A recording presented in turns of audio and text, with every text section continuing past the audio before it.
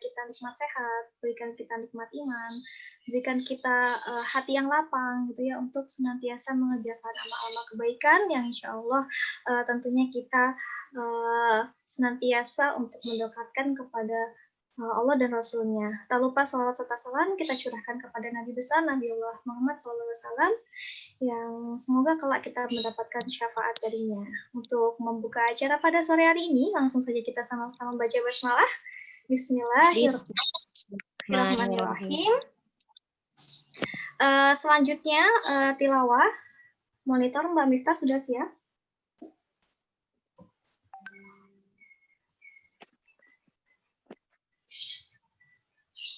Selanjutnya adalah tilawah yang akan disampaikan oleh Mbak Miftah.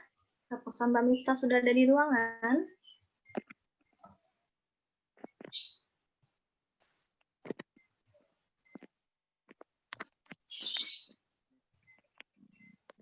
Baik. Mbak Siska, monitor Mbak Siska, bisa dibantu Mbak Siska, tilawah Mbak Siska.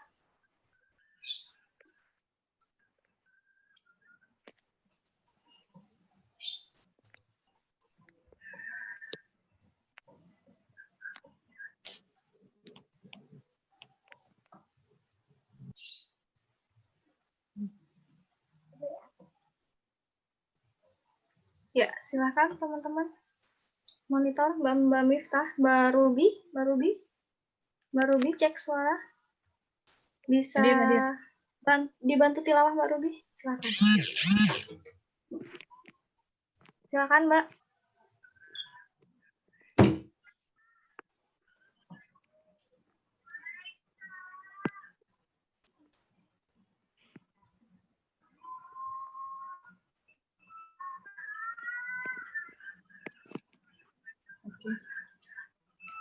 Assalamualaikum warahmatullahi wabarakatuh. Waalaikumsalam warahmatullahi wabarakatuh. A'udzu billahi minasy syaithanir rajim. Bismillahirrahmanirrahim. Hamim. Tanzilum minar rahmanir rahim. Kitabun fussilat ayatuhu Qur'anan Arabiyyan liqaumin ya'lamun. Basyiran wa nadhiran fa'aradu aktsaruhum fahum la yasma'un. Wa qalu qulubuna fi akinnatin mimma tad'una ilaihi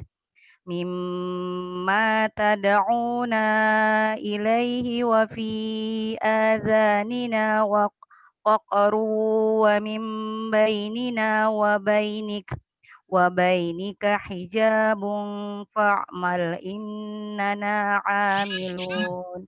Shadaqallahul 'adzim. Allahul Azim, Shadaqallahul Azim, Maha benar Allah dengan segala firman-Nya. Terima kasih kepada Mbak Ruby yang sudah membacakan ayat suci Al-Quran ya. Semoga dengan dibacakannya ayat suci Al-Quran tadi bisa menambah semangat kita ya, insya Allah menambah keberkahan, menambah iman kita insya Allah pada sore hari ini. Teman-teman, melanjutkan dari kegiatan event kita yang udah terlaksana di 3 pekan yang lalu, insya Allah kami hadir di pekan ini dengan tema yang berbeda, time management, time event and finance management. Mungkin teman-teman udah nggak asing lagi dengan istilah-istilah seperti ini gitu ya. Mungkin sebelum memulai, saya akan review sedikit terkait rules acara. Secara singkat saya akan bacakan beberapa poin yang harus diperhatikan oleh teman-teman. Yang pertama, pastikan teman-teman nanti registrasi ya di form absensi yang udah dibagikan oleh panitia di kolom chat.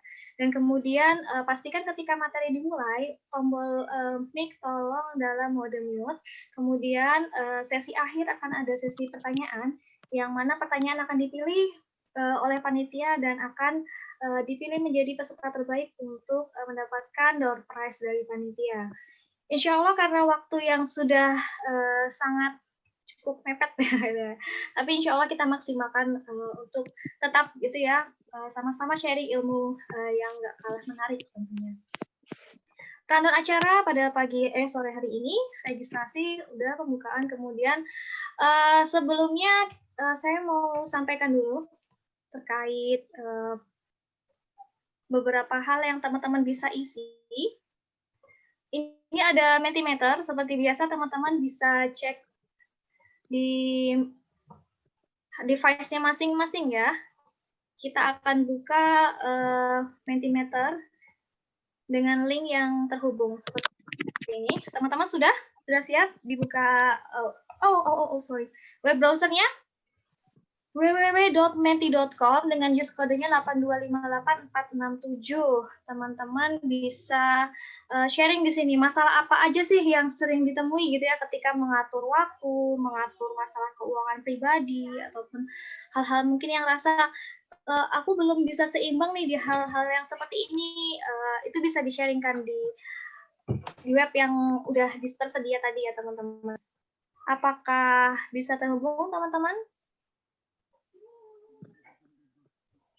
Sambil menunggu, saya akan bukakan yang dari saya ya, untuk apps-nya.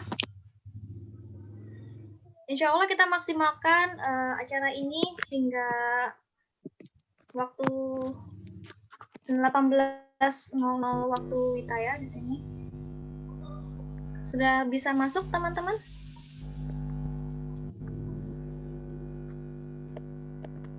Oke, masih menunggu.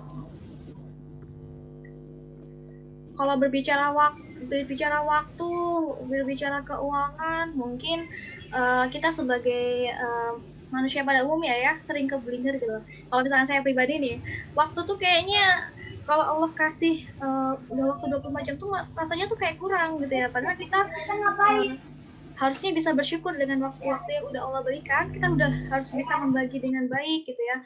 Mana waktu untuk bekerja, mana waktu untuk ini ya bekerja, kemudian waktu untuk belajar, kemudian waktu untuk bermuamalah gitu ya, berkegiatan seperti aktivitas pada umumnya. Nah, dan nikmat waktu ini yang mungkin kita sering lupakan gitu ya. Udah agak enak dikit, nyantai dikit, buka medsos kelamaan, buka YouTube jadi kepanjangan kayak gitu ya. Nah, nanti kita bakal lihat nih apakah teman-teman sudah bisa join terkait masalah-masalah apa saja sih yang sering dialami terkait waktu dan keuangan itu gitu ya, kita lihat sama-sama ya. Oke, sudah masuk. Bismillah. Oke. Udah masuk nih ya. Teman-teman udah bisa entry ya? Udah bisa entry tadi belum ya teman-teman ya?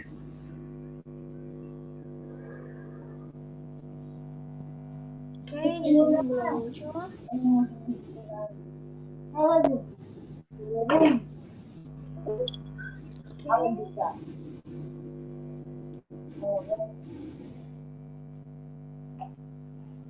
Masih belum ada.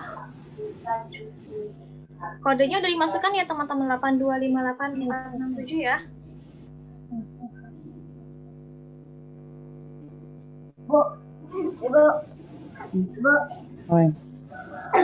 Kau tahu, kita pas hujan-hujan ngapain kita? Oke, di tenda. Ini kayaknya di device saya deh yang salah ya teman-teman. Boleh dibantu mic yang belum di mute, bisa di mode mute dulu ya ini teman-teman, supaya tidak mengganggu suara dari pemateri nanti gitu. Oke, belum bisa sepertinya dari saya. Baik, mungkin saya langsung jelaskan aja kali ya, kita kenalan dulu sama pemateri hari ini. Insya Allah yang akan berbagi ilmu pengetahuan ya, berbagi tips-tips yang bermanfaat gitu ya. Sore hari ini kita akan ditemani oleh Mbak Siti Nurlaila Indriani. Kita biasa memanggil Mbak Indri. Beliau merupakan sosok yang mendunia ya, kalau saya bilang itu sosok yang mendunia, yang cantik gitu ya insya Allah. Terus yang solihah gitu. Beliau merupakan researcher, community development worker di Sureko, graduated from Magister of Sustainable Energy RMIT Australia, LPDP awardee dan NZAS candidate gitu ya, kandidat dan Masya Allah. Jadi kalau misalnya teman-teman lihat, Mbak Indri ini merupakan founder dari Kopfi ID, kemudian bergabung juga di Mata Garuda LPDP, alumni RK, dan aktif di Cakep Balikpapan. Kalau misalnya teman-teman masih kepo lagi nih mbaknya seperti apa gitu, bisa langsung kepoin di Instagramnya ya @snindriani. Mbak yang paling kece itu yang akan berbagi mengenai topik mengelola waktu dan keuangan. Insya Allah kita akan langsung ke Mbak Indri. Monitor Mbak Indri apakah sudah siap? Apakah terdengar suara saya? Iya, masuk Mbak Indri. Baik, mungkin langsung saja sudah menginjak waktu 5.13 waktu kita akan langsung ke materi. Silakan Mbak Indri. Oke, halo teman-teman semua. Assalamualaikum warahmatullahi wabarakatuh. Waalaikumsalam warahmatullahi Oke, mungkin bisa dicek ya. Saya pengen ngelihat nih apakah teman-teman semua masih ada di sini. Tadi karena kesalahan teknis, kita juga baru bisa bertemu di jam ini ya, di jam yang ibaratnya telat 1 jam nih. Saya pengen lihat nih, mungkin bisa dibantu oleh Mbak Moderator. Saya pengen lihat coba di mana ada jempolnya, beri saya jempol atau beri saya tepuk tangan. Ada reaction ya, di bagian bawah. On cam dulu ya kameranya. Ya, boleh juga. Gimana? Mungkin bisa dibantu Mbak Mot untuk lihat sudah ada berapa orang? Di sini sudah ada 56 partisipan. Kita lihat dulu kameranya nyala apa enggak. Ya, soalnya kalau sinyal online ini khawatir guling-guling nih, Mbak. Ya, mungkin bisa react aja. Ada ini ya, ada react nggak? Mungkin bisa dibantu Mbak Mot, ada berapa orang yang sudah react? Mungkin ada berapa jempol gitu? Di sini ada 4 yang sudah kasih thumbnail. Siap, ada 4. Apakah bisa dikasih lagi dari teman-teman? Satu yang udah yes. Oke. Say yes. Apakah ada lagi yang bisa ngasih jempol atau say yes? Mungkin bisa dibantu di chat box. Oke, sudah 6, sudah 2 tambah 3. Oke, makin aktif ya. On cam teman-teman. Oke. Nih, soalnya kalau diem-diem Mbak ini nggak kelihatan nih, Mbak. Siap. Saya akan ini ya, share screen. Apakah sudah terlihat? Sudah masuk Mbak di device saya sudah. Oke. Sudah terlihat sekarang? Aman Mbak, masuk. Oke, teman-teman. Kita ngomongin time, event, and financial management, tapi di sore hari ini kita telat 1 jam gitu. Ibaratnya keburu marketing Allah ya. Apakah kita sekarang menjalani apa yang kita katakan gitu. Jadi mungkin saya mewakili teman-teman panitia juga mohon maaf sebesar-besarnya karena kesalahan teknis, karena juga kurangnya persiapan gitu kan. Tadi juga jadi tergesa-gesa juga, tapi alhamdulillah terima kasih kepada yang sudah menghadiri, yang masih bisa hadir ya, yang masih menyempatkan menunggu, akhirnya bisa join lagi. Saya tahu teman-teman di sini dari Sabang sampai Merauke, jadi salam kenal, saya Indri, posisi kami sekarang lagi ada di Balikpapan. Terima kasih dan semoga ekspektasi teman-teman bisa terpenuhi dengan acara ini. Semoga ekspektasi yang apalagi yang sudah mengikuti dari awal gitu kan, semoga bisa terpenuhi dan semoga kita di sini menjadi orang-orang yang bisa disebut sebagai ini ya, Al-Mujadalah ayat 11 ya, yang Allah akan meninggikan derajat bagi orang-orang yang berilmu dan kita berlapang-lapang dalam majelis walaupun majelisnya online tapi kita menghadirkan diri kita, ruh kita di sini. Jadi hari ini saya akan membawakan time, event, and financial management. Semoga waktunya juga cukup untuk membawakan materi ini karena ini materi yang ibaratnya menggabungkan 3 materi sekaligus. Nah, kalau misalnya nanti butuh materi lebih lanjut gampang. Nanti akan ada follow up. Jadi tetap stay tune di grup. Dan semoga juga kita menjadi seperti kata hadis ya, menjadi orang-orang yang dibangunkan menara di surga, yaitu menara bagi orang yang bertemu karena Allah dan berpisah karena Allah.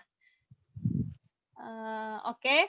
Hari ini saya akan membahas piramida. Jadi kalau misalnya saya selalu bilang dalam melakukan sesuatu, mari kita membuat piramida ya. Piramida itu ibaratnya dari hal general sampai hal yang lebih spesifik. Nah, pertama saya akan bahas tentang 10 Islamic characters karena saya pengen wrap up gitu dari yang sebelumnya. Habis itu reasoning dasar, habis itu divine yourself, mari kita tentukan bagaimana diri kita, baru ke time, financial, dan event. Kenapa kok financial dulu sama event? Kalau saya boleh bilang, event management ini adalah gabungan dari time management sama financial management. Jadi, apa sih 10 Islamic characters itu? Nah, saya pengen bilang nih, ini adalah salah satu dari quotes di film 99 Cahaya di Langit Eropa. Saat itu Hanum lagi ke restoran bersama Fatma, habis itu melihat orang yang memakan roti croissant. Ibaratnya dia bukan ibarat ya, dia waktu itu sedang bilang ke kawannya, kalian tahu ini roti croissant ini adalah bulan sabit ini adalah simbol dari Islam. Saat itu Islam kalah perang salib, maka kita membuat roti croissant ini. Biasa orang tulisannya croissant, tapi bacanya croissant. Mungkin teman-teman bisa beli misalnya roti croissant ini di toko-toko bakery gitu. Akhirnya si Fatma ini ternyata membayar setelah pergi itu dia membayar 2 orang yang menjelek-jelekan. Hanum bilang, kenapa sih kok kamu baik banget sampai bayarin segala gitu kan. Habis itu nulis pesan, habis itu kata Fatma, Hanum, tugas kita hanyalah menjadi agen muslim yang baik dimanapun kita berada. Nah, itu sangat membekas ya di saya. Jadi itu yang membuat saya merasa dimanapun kita berada, marilah kita menjadi agen muslim yang baik. Lalu, apa sih agen muslim yang baik itu? Saya contoh tiga foto, ini menggambarkan 3 generasi menurut saya. Ini adalah kisah yang sangat membekas juga dalam ingatan saya. Yang pertama adalah film Umar. Mungkin di sini ada yang pernah nonton film Umar, ada 30 episode. Waktu saya asrama, nonton film Umar itu wajib sampai ada ujiannya. Waktu itu hanya 2 orang yang lulus, alhamdulillah saya lulus gitu, ujian sirah. Itu sangat detail sampai bagaimana perjanjian Hudaibiyah, apa saja, siapa yang membunuh Umar, dan bagaimana perang Qadisiyah gitu. Pokoknya dalam 30 episode itu dijadiin pertanyaan. Alhamdulillah waktu itu lulus, cuma 2 orang dari 30 orang yang lulus. Nah, Umar bin Khattab memasuki gerbang Palestina, itu adalah memori yang menurut saya sangat membekas ya kalau di saya pribadi. Kenapa? Umar bin Khattab 10 tahun memimpin Khalifah Islam. Dia bukan hanya pemimpin, tapi dia adalah revolusioner gitu. Banyak perubahan-perubahan yang terjadi, banyak hal-hal baik yang beliau pelopori. Akhirnya ketika Palestina itu ibaratnya berhasil kita pegang gitu kan, berhasil masuk ke dalam wilayah Islam, waktu itu pemegang kunci Palestina itu bilang kayak gini, saya tidak akan memberikan ini kepada kamu, aku akan memberikan ini langsung kepada pemimpin kalian Islam, suruh dia datang kemari. Nah, waktu itu Umar itu cuma sama pembantu, bukan pembantu ya pembantu gitu, budak tapi ya pembantu gitu ya, kita bahasakan pembantu waktu itu, dan cuma ada 1 kendaraan gitu. Nah, karena ada 1 kendaraan onta ini ganti-gantian. Kadang Umar di atas, kadang yang pembantunya yang ada di atas. Nah, pas masuk gerbang Palestina, yang lagi di atas itu adalah pembantunya. Umar lagi nuntun. Akhirnya ditanya, mana yang pemimpinmu, yang atas apa yang bawah? Itu yang lagi nuntun onta. Wah, di situ saya tidak menyangka seorang pemimpin Islam yang dia dari barat, timur, utara, selatan menguasai, tapi dia hanyalah orang dengan tambalannya melebihi tambalan para gembel yang ada di sini gitu kan, para orang miskin yang ada di sini, dan dia yang bersedia untuk menarik onta yang di atasnya itu adalah pembantunya. Gitu. Terus kisah Granada. Ini adalah pasangan terkuat, teman-teman kalau searching pasangan terkuat, Isabella dan Ferdinand. Nah, ini namanya Raja Ferdinand, ini Ratu Isabella. Inilah yang menaklukkan Granada. Gerbang Granada adalah gerbang terakhir pemerintahan Abbasiyah. Nah, kenapa kok menjadi sesuatu yang menjadi sesuatu yang penting? Saya ingat kajiannya Ustaz Salim, beliau berkata, Ustaz Salim Afilah, waktu itu Raja Ferdinand dan Ratu Isabella menahan egonya kapan dia menyerang Granada sebagai gerbang terakhir Abbasiyah. Kapan dia menyerang?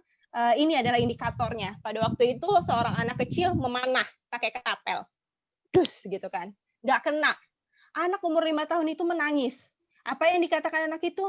bagaimana ini? Aku tidak mengenai target, apa yang harus aku lakukan? Padahal aku adalah seorang muslim yang harus menjaga tanah Islam. Kalau misalnya aku tidak bisa menaklukkan targetku sekarang, apa yang harus aku lakukan nanti ke depannya? Di saat itu Raja Ferdinand sama Ratu Isabella, kita nggak akan bisa untuk menyerang Granada sekarang, karena anak umur 5 tahun aja mikirnya kayak gitu.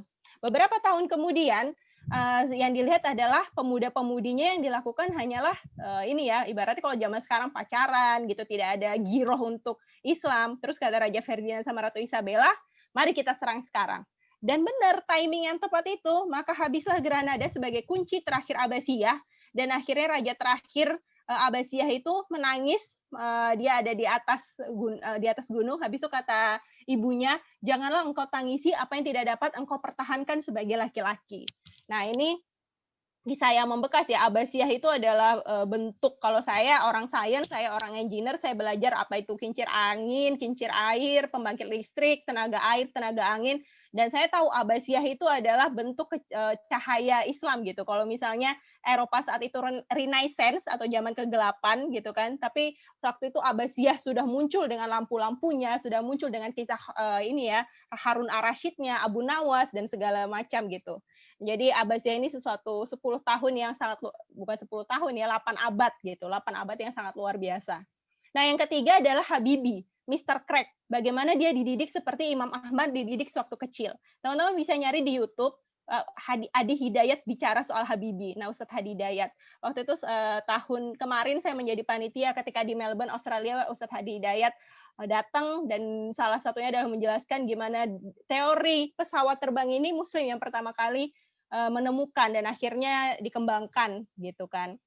Dan bagaimana seorang Habibie ini, beliau bukan hanya orang yang IQ-nya tinggi, menemukan Mr. Crack, diakui dunia, seorang presiden, mendirikan Institut Cendekia Muslim Indonesia, ICMI, gitu kan, Islamic School, gitu kan, tahun 93, bagaimana jaringan sekolah Islam terpadu, itu beliau yang awal mula ibaratnya mengusulkan gitu kan, tapi bukan hanya itu, tapi beliau adalah dididik bagaimana seorang ayah mendidik Imam Ahmad waktu kecil.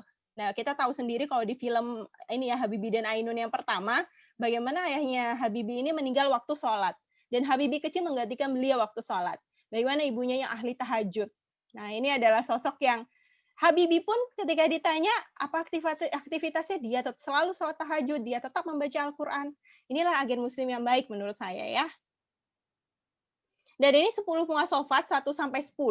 Ini saya ingin wrap up apa sih sebenarnya maksud panitia buat acara ini gitu kan. Ibaratnya kalau kita lagi, sebenarnya kita hidup, manusia itu kan hidup bukan robot ya. Manusia itu punya hawa nafsu, punya keinginan, punya pengen dikasih tahu gitu kan. Nah, makanya saya ingin storytelling nih. Nah, karena kemampuan yang mungkin tidak dimiliki oleh orang banyak adalah kemampuan storytelling. Bagaimana kemampuan mendeliver ide atau ide kayak gitu kan. Nah, sebenarnya maksud panitia buat di sesi 1 itu adalah 1 dan 2 nih. Salimul Akidah, Shahihul Ibadah, itu sesi 1. Kita ibaratnya dasar dulu nih, kalau bangun rumah dasarnya nih, pondasinya. Nah, sesi kedua, itu kita bicara tentang Shahihul Ibadah, ibadah yang benar. Kita bicara tentang Mujahidun li nafsi, pengendalian diri. Kita belajar tentang Nafi'un li ghairihi, memberi manfaat bagi orang lain. Tadi udah ada fondasi, dipasang lagi nih tiang-tiangnya. Wah, tiang-tiangnya udah dipasang. Materi yang ketiga, kita lagi ngomongin tentang qauyul jism, fisik yang kuat dengan musaqaful fikr, berwawasan yang luas. Tadi yang udah tiang-tiangnya dipasang pintu, jendela gitu. Nah, habis itu atap kayak gitu. Nah, sesi yang terakhir apa sih? Sesi yang terakhir adalah 7, 8, 9. Menjaga waktu, tertib dalam setiap urusan, dan mampu mencari nafkah. Itu apa? Itu adalah rumah itu dicat, dikasih furnitur, dikasih TV, dikasih tempat tidur, baru deh lengkap rumah yang kita buat. Nah, ini adalah 10 muasofat karakter Islam. Apa sih pentingnya 10 muasofat itu? Nah, itu ada di sini. Kita lagi ngomongin 7 tingkatan amal. 7 tingkatan amal ini teman-teman bisa nyari, misalnya kalau di Google, 7 marotibul amal. Apa sih 7 tingkatan amal? Kita hidup, kita bukan sufi ya, seperti misalnya Robi'ah al-Adawiyah. Ya Allah, jangan masukkan aku ke neraka karena aku tidak sanggup, tapi juga aku tidak pantas dengan surga. Kalau saya waktu itu dengar kajian Ustadz ya, doa itu jangan jangan pelin-pelan seperti itu. Kalau mau surga ya minta surga gitu. Bahkan sesuatu yang saya ingat sampai sekarang ya, bagaimana kita harus memilih kita mau masuk surga kita mau masuk surga lewat pintu yang mana gitu. Apakah kita ingin masuk surga di pintu Ar-Rayyan, pintunya para orang-orang yang berpuasa, atau kita ingin masuk surga di pintu yang mana gitu. Nah, dari sini kita bisa lihat nih, ada 7 tingkatan amal. Yang pertama individu, habis itu baitul muslim, keluarga, masyarakat, setelah masyarakat itu negara, setelah negara itu bagaimana khalifah, ya khalifah itu sistem pemerintahan yang Islam, empire itu kerajaan sih, tapi bukan kerajaan, maksudnya adalah bagaimana negara-negara Islam itu berkumpul gitu kan. Habis itu ada Ustadiyatul Alam, bagaimana di seluruh dunia ini gitu kan sistem Islam itu bisa menjadi sistem yang dipakai sebagai pedoman hidup gitu. Jauh gitu. Tapi apakah tingkatan ini artinya kita harus selesai dulu di tingkat 1 baru naik ke tingkat 2? Ini walaupun tangga ya, tapi maksudnya bukan gitu. Di sini saya kasih spiral. Obat nyamuk. Artinya apa? Ketika kita melakukan yang pertama, kita juga melakukan yang kedua. Ketika kita melakukan yang kedua, kita juga melakukan yang ketiga. Jadi ini bersamaan. Karena nggak mungkin ada manusia yang dari lahir sampai akhirnya meninggal sudah selesai dengan 10 marotibul amal itu gitu. Karena kita selalu ini ya, long life learner. Kita adalah pembelajar sepanjang waktu gitu. Jadi itu masih belajar terus. Lalu reasoning, dasar. Sekarang kita ngomongin dasar. Nah, kenapa sih gitu kan? Kok kita perlu muasofat? Kenapa sih kita perlu 7 marotibul amal? Dasarnya adalah ini. Hai orang-orang yang beriman, masuklah kamu ke dalam Islam secara kafah, keseluruhan. Nah, di Az-Zariyat ayat 56, jin dan manusia diciptakan supaya mengabdi kepadaku. Ali Imran ayat 103 dan 110, kita tahu di sini berpegang teguhlah kepada tali agama Allah, jangan kamu bercerai-berai, dan ingatlah nikmat Allah kepadamu dahulu kamu jahiliyah, akhirnya sekarang dipersatukan. Yang ayat 110, kamu adalah umat terbaik yang dilahirkan untuk manusia, menyuruh kepada yang ma'ruf dan mencegah dari yang mungkar.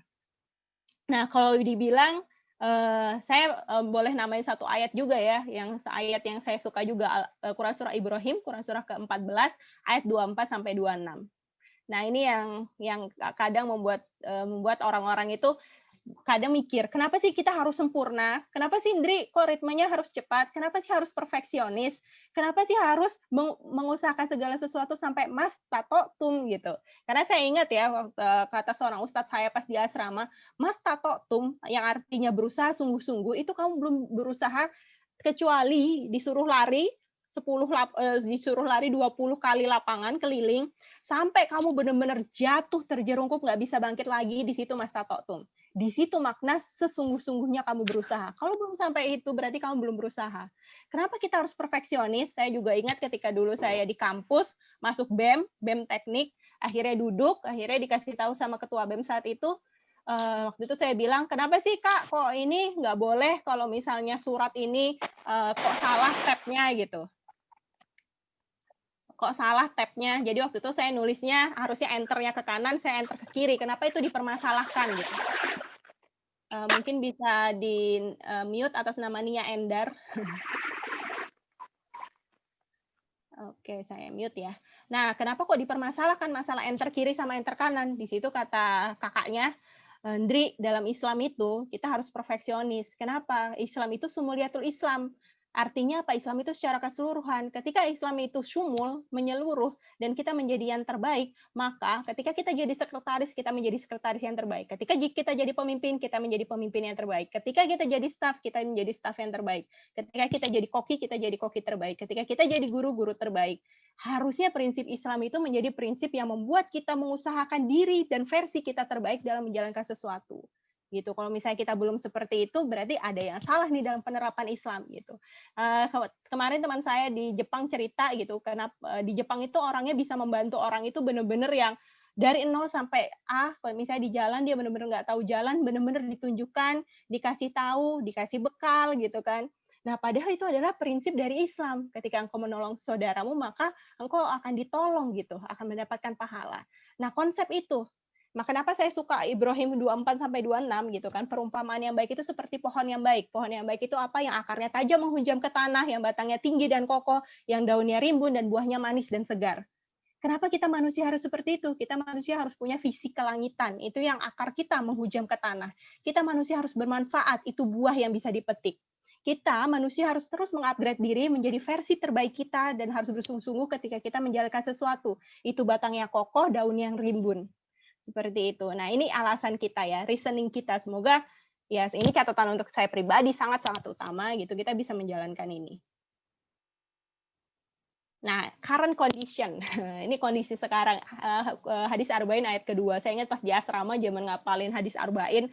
Wah, hadis kedua ini, wallahi ya, ini panjang sekali. Tapi saya senang sekali membayangkannya gitu. Karena lutut ketemu lutut gitu kan. Akhirnya ada seorang laki-laki datang berpakaian baju putih, tidak tampak gurat-gurat kelelahan dari perjalanan jauh. Padahal seluruh Madinah tahu dia bukan orang Madinah. Lah, orang Madinah datang ke Madinah zaman dulu kalau nggak pakai onta, pakai kuda, jalan kaki. Kok ini mukanya bersih, nggak ada debu, bajunya bersih. Lah, dia dari mana? Turun dari langit gitu kan.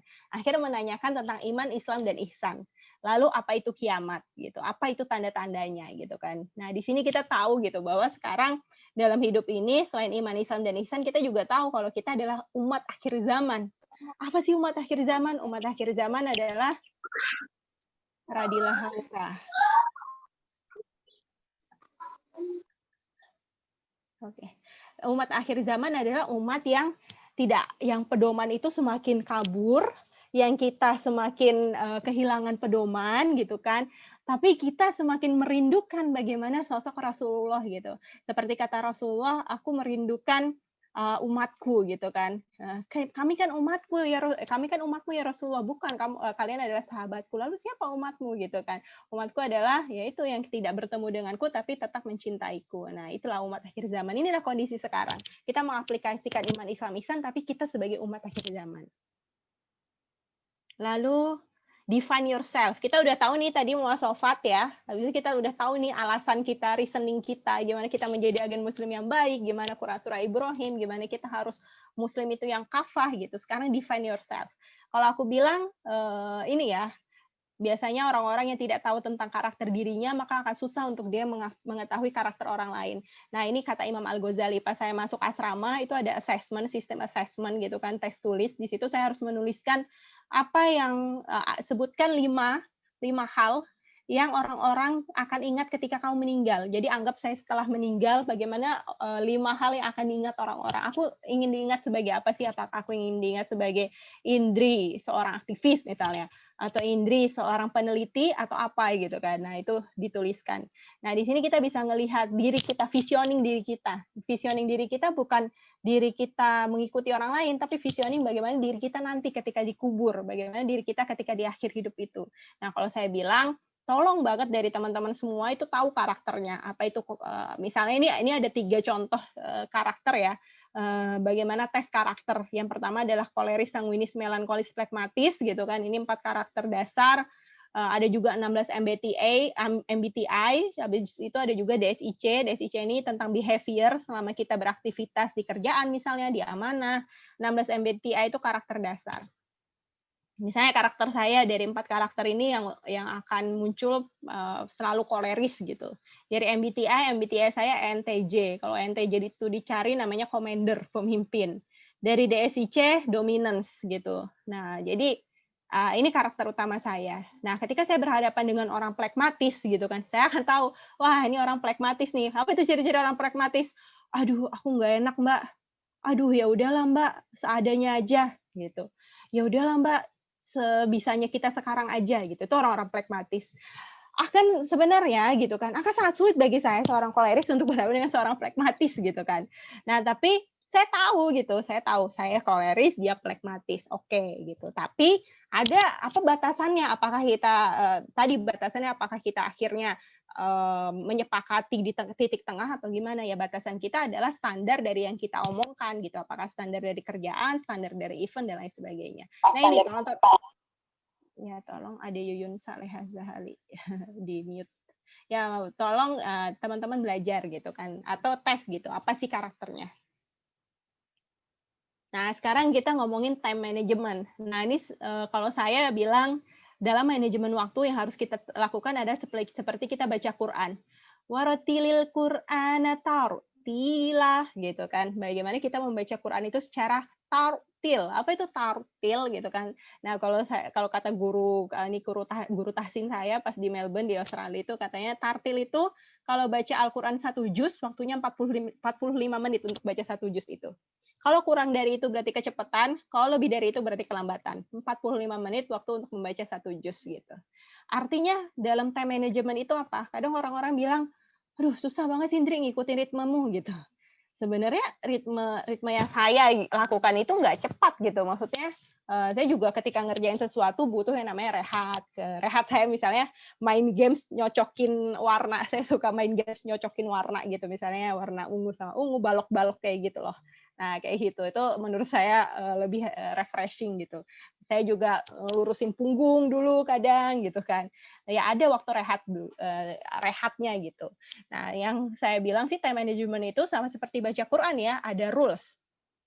Rules-nya itu apa? Kita tahu apa yang harus dilakukan. Sama seperti baca Al-Quran. Kita harus ngelihat ke depan. Waratilil Qur'ana tartila. Misalnya kayak gini kan kita harus baca dulu nih. Yang di akhirnya kita, kalau kata Ustadz waktu saya di Melbourne itu, ketika baca di satu yang kanan, ke kirinya itu udah dilirik. Supaya nanti kita nggak apa ya, ibaratnya lancar kayak gitu. Habis itu ada saat berhenti dan lanjut. Hukum-hukumnya itu kita patuhi.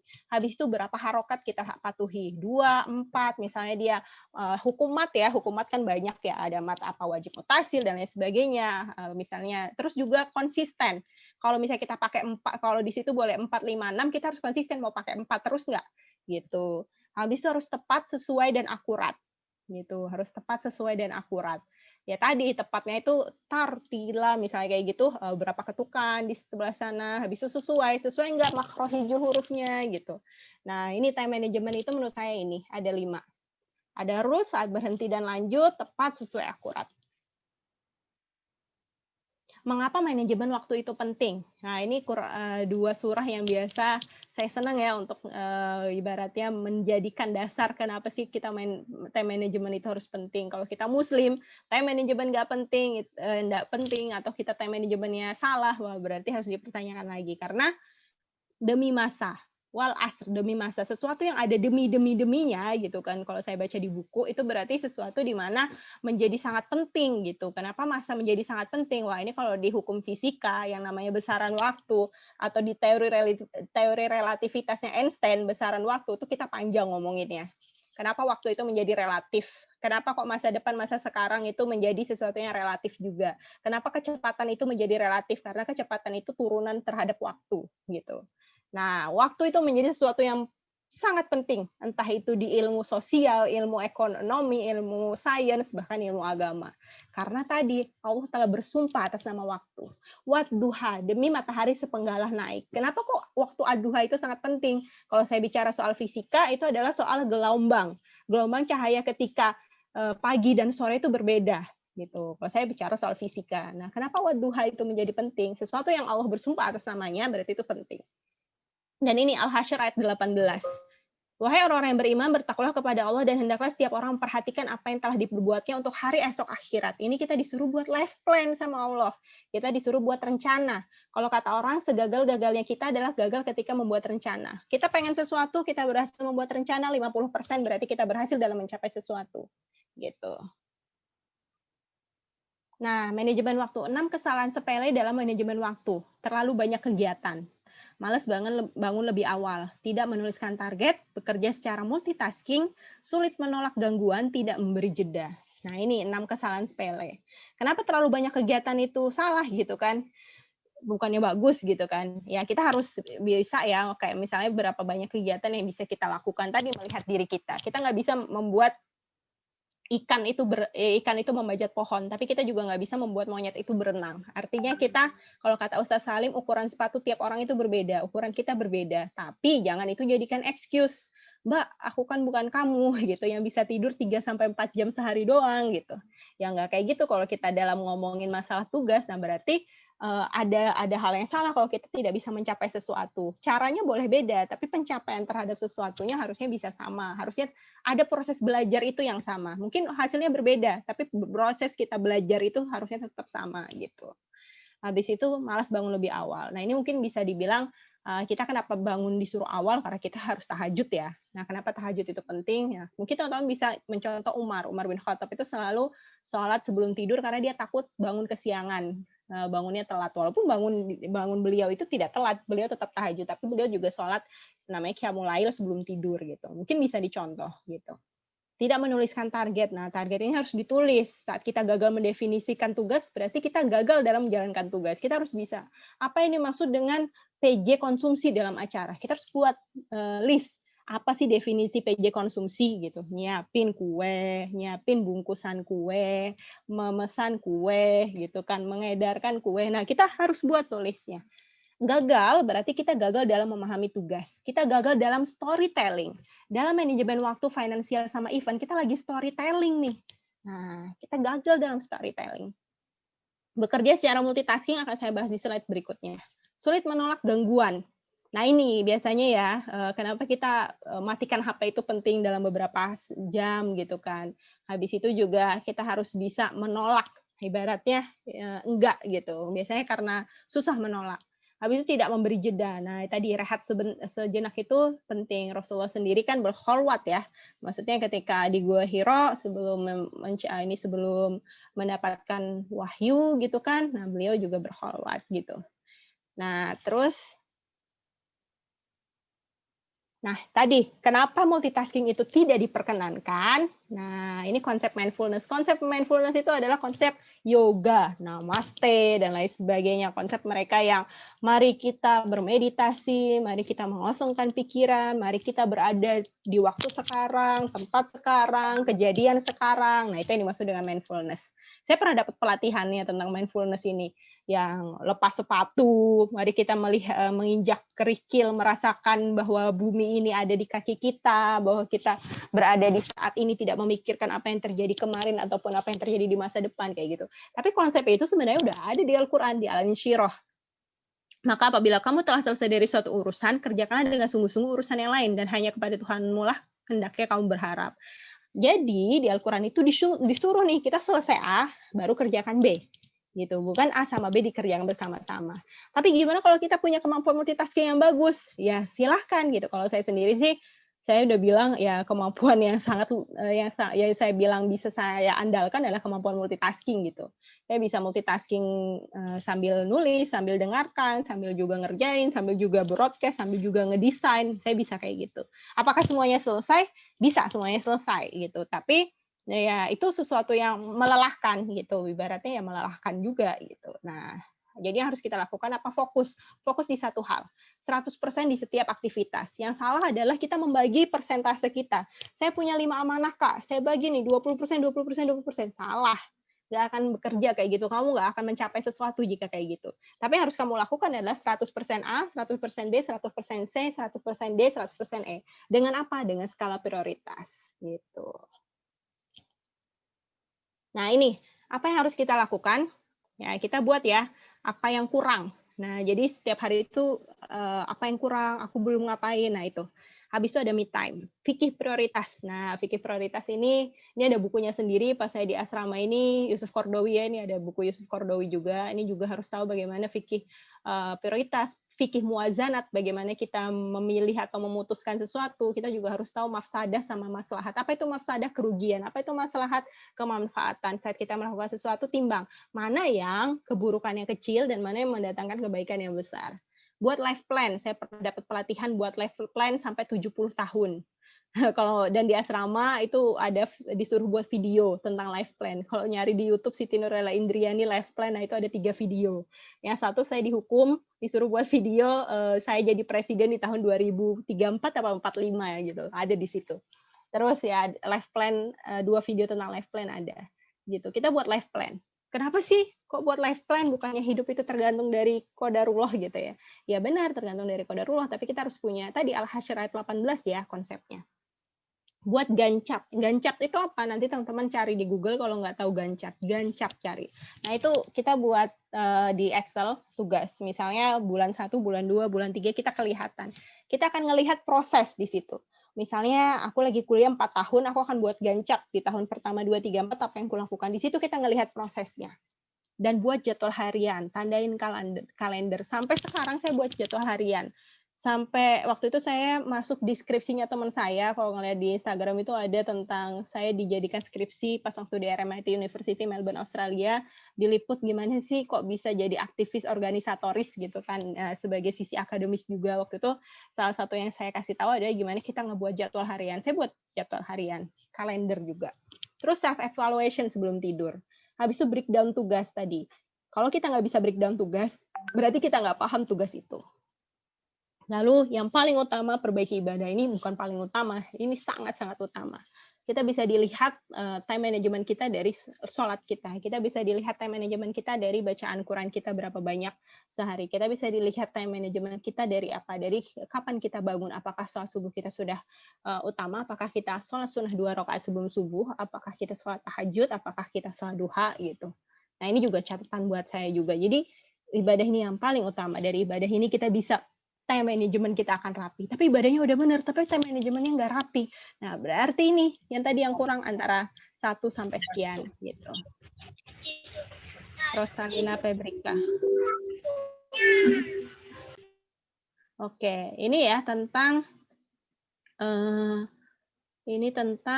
bagaimana contoh dari jadwal harian. Ini saya ngambil punya orang aja, contoh di Google, nih misalnya buat jadwal nyuci dan lain sebagainya. Dulu pas waktu saya di asrama, saya asrama 3 tahun ketika kuliah. Wah, itu gila sih. Jam 4 itu harus bangun sholat tahajud bareng-bareng, habis itu nanti jam 5 itu ada agenda materi, belum lagi kuliah, amanah, organisasi, rapat, dan lain sebagainya. Jam 8 malam ada acara, belum lagi habis acara itu nanti ngomongin tentang kegiatan asrama, event, dan lain sebagainya. Waktu pribadi itu cuma jam 12:30 pagi sampai jam 4 pagi. Itu adalah waktu pribadi. Atau jam 12 malam sampai jam 4 pagi. Disitulah waktu untuk mencuci, waktu untuk maskeran, walaupun nggak ada waktu untuk maskeran, waktu untuk nyuci, waktu untuk ngelipatin, waktu untuk kerjain tugas, dan lain sebagainya. Nah, itu luar biasa kehidupan seperti itu. Tapi dengan kehidupan seperti itu, saya akhirnya mikir gitu kan, sampai ketika sekarang, oh aku harus punya kehidupan yang sangat berkualitas seperti itu juga. Atau ketika saya waktu itu pelatihan Wanadri, 10 hari di alam, habis itu makan daun, minum air sungai, bawa ransel 20 kilo, naik gunung 5 kilometer sehari, habis itu hujan, habis itu kena kutu air, dan lain sebagainya. Itu adalah titik nadir. Nah, ketika melihat titik nadir itu akan membuat kita semangat. Aku pernah melalui titik nadir itu, sekarang belum ada apa-apanya, aku masih bisa melakukan sesuatu. Ini jadwal bulanan. Kalau ini jadwal bulanan. Saya masih ngelakuin ini jadwal bulanan. Kapan dan lain sebagainya. Nah, financial management. Sekarang kita ngomongin financial management. Financial management itu kuncinya adalah record. Jangan malas record. Saya punya money lover. Saya di sini saya upgrade jadi premium, tapi murah sih premiumnya tuh, bukan bayar per bulan, cuma beli sekali doang. Habis itu saya masukin di sini bank saya. Misalnya saya punya bank BSM, punya bank Australia, punya bank Genius BTPN, misalnya saya masukin. Pengeluaran saya masukin. Makanya orang-orang sering nanya saya, harganya berapa? Saya bisa tahu nih harga berapa, saya beli tanggal berapa, belinya di mana, berapa banyak. Nah, ini semua terrecord. Nah, nanti kita bisa tahu dari situ berapa persen sih kita pengeluaran kita. Nah, kita bisa buat persentase seperti ini. Gitu. Jadi financial itu kuncinya adalah record. Nah, konsep dalam Islam, dihisapnya harta. Kita harus tahu ya, konsep dalam Islam itu dihisapnya harta. Yang orang-orang sering lupa adalah hadis tentang ini ya, orangnya banyak harta itu maka dihisap. Aku mendengar gitu kan, aku mendengar bagaimana orang yang banyak harta itu akan merangkak, bukan orang yang banyak harta ya. Waktu itu Aisyah lagi ngebuka korden, habis itu Abdurrahman bin Auf itu lagi dengan 7.000 kuda dan barang bawaannya. Habis itu aku mendengar Rasulullah berkata Abdurrahman bin Auf akan masuk surga dengan merangkak gitu. Sebenarnya merangkak itu akhirnya orang-orang mikir, wah kalau misalnya nanti di orang kaya itu susah, dihisapnya banyak. Betul, dihisapnya banyak. Tapi waktu itu saya dapat kajian ketika di Jogja, dikatakan maksud dengan Abdurrahman bin Auf itu merangkak ketika masuk surga karena jaraknya dekat, merangkak pun akhirnya nyampe kayak gitu. Jadi bukan berarti ketika kita muslim kita nggak boleh kaya gitu. Nah itu yang salah, membuat orang-orang akhirnya berpikir Islam itu nggak boleh kaya. Padahal dengan harta yang kita miliki kita bisa lebih bermanfaat gitu. Konsep zakat waktu itu saya dapat kursus zakat pas di UGM gitu kan. Nah, waktu itu saya dapat kursus zakat bulan Ramadan, berapa hari gitu. Akhirnya dikasih tahu konsep zakat itu adalah kita tidak boleh membiarkan harta kita diam. Kita harus membuat harta kita bergerak. Kalau punya rumah dikosin, kalau punya mobil direntalkan, kalau punya uang diinvestasikan. Harta dalam Islam itu harus bergerak, harus bermanfaat, harus bisa menjadi bisnis yang lain. Kalau hartanya itu diam gitu kan, itu bukan konsep dari zakat gitu. Jadi harta itu harus bukan konsep dalam Islam, tapi harta itu harus terus bergerak gitu. Nah ini banyak teman-teman bisa ikut financial consultant sekarang banyak banget dari yang syariah sampai yang tidak syariah gitu kan. Konsep investasi dari emas sampai konsep gimana kalau kita main saham, nah teman-teman bisa belajar. Nah ini konsep finansial, ini pendapatan, pengeluaran. Pendapatan itu ada yang tadi aktif, ada yang pasif. Pengeluaran juga ada dia primer, sekunder, tersier. Nah itu yang aktif, ada yang pasif. Ini yang lagi ngomong ada siapa? Mungkin bisa dibantu panitia yang lagi ngomong di... Oke, terima kasih Rifda. Nah, jadi teman-teman harus ngelihat nih pendapatan. Nah, kalau dalam konsep project management ada yang namanya direct cost, ada indirect cost, ada yang indirect cost itu nanti sendiri, direct cost itu sendiri nanti ada dana tidak terduga, itu selalu 15%. Konsepnya 10-20% dari dana project. Nah, sama dalam konsep finansial pribadi, kita harus menyediain konsep tadi, 10-20% itu dana tidak terduga. Gitu. Nah ini saya ambil dari Prita Gozi, doi salah satu konsultan keuangan juga, lagi di Melbourne. Waktu itu ngasih postingan tentang gimana sih kalau di masa resesi. Nah, udah dengar berita belum? Tadi malam udah pengumuman ya, Indonesia resesi minus 3,69%. Di yang kemarin kan minus 5 ya. Nah, sekarang minus 3, berarti udah 2 kali berturut-turut itu minus, berarti Indonesia fix resesi. Nah, apa itu resesi? Sebenarnya konsep keuangan ini panjang ya, kalau saya mau ngejelasin. Ini ada di buku Terelie, kalau teman-teman suka Terelie, Negeri Para Badai-Ubah, Negeri di Ujung Tanduk. Nah, di situ ada teori Adam Smith, teori keuangan, kapan sih konsep keuangan uang kertas itu berlaku. Nah, kalau misalnya teman-teman pernah baca Protocol of Zion, Zionisme, nah itu kenapa kok akhirnya orang dengan emas itu mau menukar. Kita punya emas nih di seluruh dunia, uangnya itu disuruh tukar, logam mulia itu diambil sama mereka, diganti pakai kertas yang lebih murah. Dan sampai sekarang akhirnya konsep kertas ini ada. Konsep kertas hilang, mengganti konsep digital. Nah, ini panjang nih, digital currency, habis itu gimana menjaga supaya tidak inflasi, gitu kan. Panjang ini, panjang. Nah, cuma sekarang kita nggak usah ngomongin tentang sistem dunia ataupun sistem Indonesia, kita ngomongin sistem pribadi dulu gitu ya. Nah, yang pertama cash is king gitu. Cash itu adalah raja. Nah, cash flow is queen. Meskipun kas dan dana lain masih aman, jangan diam aja, evaluasi sumber pemasukan ke depan masih dari mana aja. Apakah dengan gaji, apakah bisnis lancar gitu. Nah, fungsi dari tantangan dari resesi adalah kita harus punya uang cash. Nah, periksa dana darurat, tabungan liburan, emas ada berapa. Nah, kita periksa nih uang cash kita berapa sih gitu. Cash flow itu penting. Terus, nah, ini bisa dicari ya di Instagram Prita Gozi. Oke, yang pertama, what you can buy is not what you can afford gitu. Kita harus mikir nih, apa yang kita mampu beli, ya apa yang kita beli bukan apa yang kita sanggup beli gitu. Biasanya gini, kita pengen beli mobil, kita sanggup nggak sih beli mobil? Akhirnya karena nggak sanggup cicilan. Nah, cicilan ini yang menjadi momok bagi kita gitu. Habis itu save, yang pertama, if you cannot pay cash, then you cannot afford it. Kalau kita nggak bisa bayar cash, berarti kita nggak sanggup beli gitu. Nah, habis itu save dan shop, invest smart, protect our family gitu. Jadi gimana kita tetap harus ada asuransi ya, karena yang tidak terduga dana kesehatan tiba-tiba itu akan lebih mahal. Gimana sih kalau punya rumah, habis itu kan nggak mungkin punya uang sekarang, gimana kalau cicilan? Nah, itu ada babnya sendiri lagi. Terus, cek pinjaman. Dalam zakat itu kan ini ya, zakat itu adalah gaji bersih dikurang pinjaman untuk kebutuhan pokok.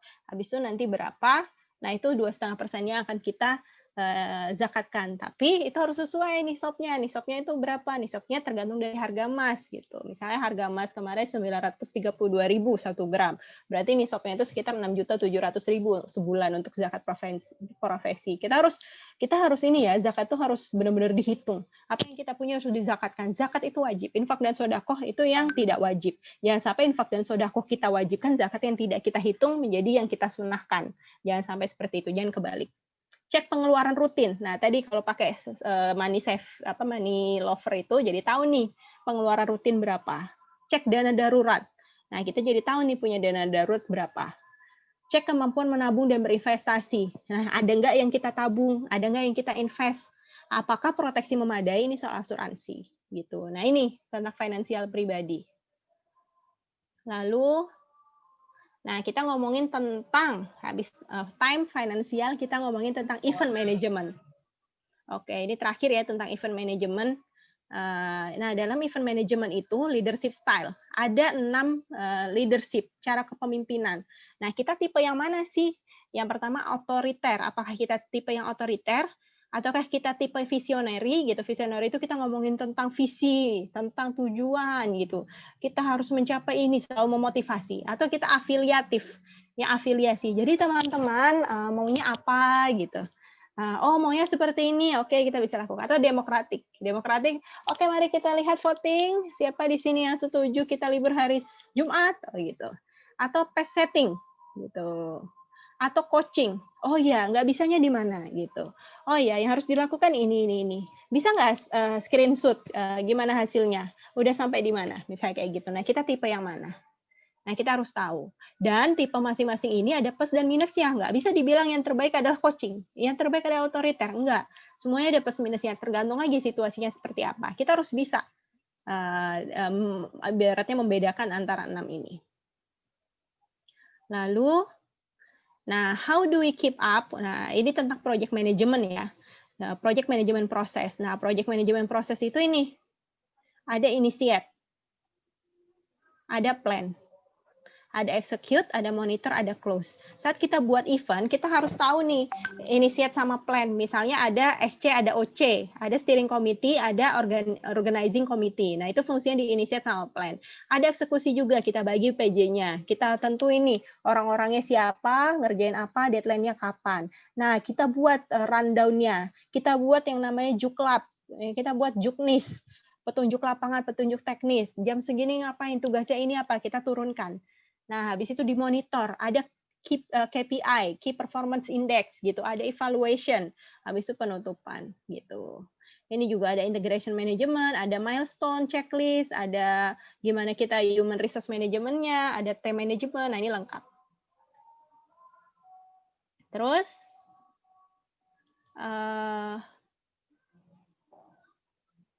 oke.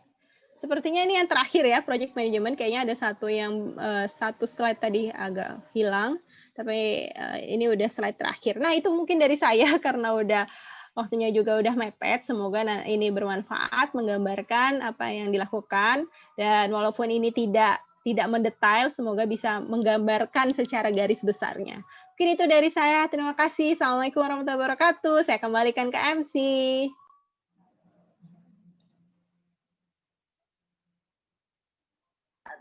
Waalaikumsalam warahmatullahi wabarakatuh. Terima kasih Mbak Indri, materinya luar biasa. Masya Allah. Sebetulnya nih kalau misalkan masih dikasih waktu yang agak panjang nih boleh nih Mbak, agak lama-lama lagi. Tapi ini mengingat Mbak di Balikpapan udah mau masuk waktu maghrib. Gimana nih teman-teman masih bersedia untuk mengikuti acara kami sampai selesai? Kalau misalkan bersedia, berarti nanti kami izin untuk break sebentar untuk sholat, panitia, dan kemudian dilanjut lagi.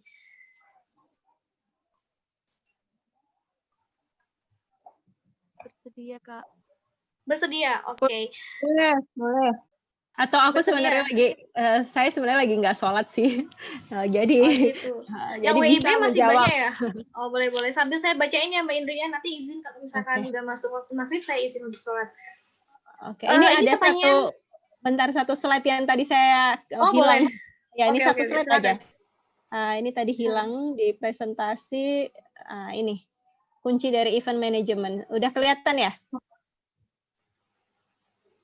Nah, jadi yang pertama harus ada target, budget, kreasi itu penting, koordinasi itu kunci, schedule itu yang harus dilakukan, dan yang lainnya marketing, security, logistik, dan lokasi itu yang mesti dipersiapkan. Jadi ini kunci dari event management. Kalau kita misalnya udah bagus di semuanya, insya Allah event yang kita lakukan bakal sukses. Nah, dari setiap pos ini harus punya ahli. orang-orang yang tahu mesti ngapain tanpa harus dikasih tahu step-stepnya. Tapi kalau misalnya pun nggak tahu, nah kita latih per orang ini harus bisa mengerjakan sesuatu. Kita kasih nih gimana tornya, term of reference, gimana cara melakukan sesuatu, pedomannya atau guidance-nya gitu. Nah ini kuncinya dari event management. Nah itu dari saya, Mbak Moderator. Terima kasih. Ya, sudah masuk waktu maghrib. Kita pending sebentar ya teman-teman. Kita sama-sama mendengarkan azan maghrib untuk waktu Indonesia bagian tengah.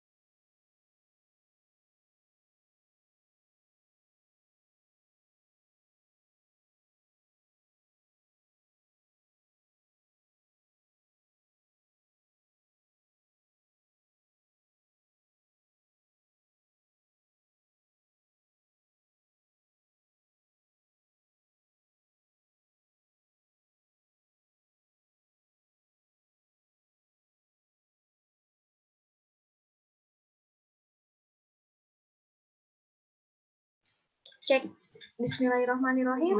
Teman-teman, apakah sudah standby semuanya? Sudah standby Kak Ayu. Oke, siap. Alhamdulillah.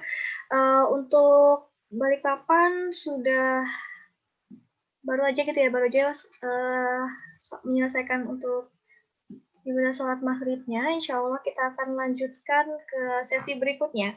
Tadi Mbak Indri udah menjelaskan di slide terakhir ya Mbak Indri, ya udah clear ya Mbak Indri untuk materi ya insya Allah. Selanjutnya kita bakal buka di sesi tanya jawab.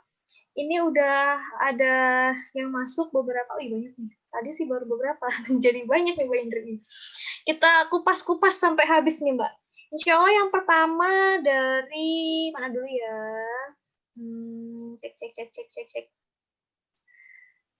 Dari Rosalina Palembang. Izin bertanya, saya saat ini sedang tugas akhir. Di masa pandemi seperti ini terkendala dalam mengatur waktu agar tugas akhir cepat selesai. Faktor yang mempengaruhi antara lain dari internal, misal sudah malas memulai, kemudian eksternalnya misalkan kesibukan dosen pembimbing. Bagaimana nih supaya kita tetap bisa mengembalikan semangat dan hati ini agar tidak mudah down, khususnya jika berhubungan dengan pihak-pihak lain terkait tugas akhir kita. Terima kasih. Mbak Indri, ini mau dijawab pertanyaan dulu kah? Atau mau saya bacakan dulu?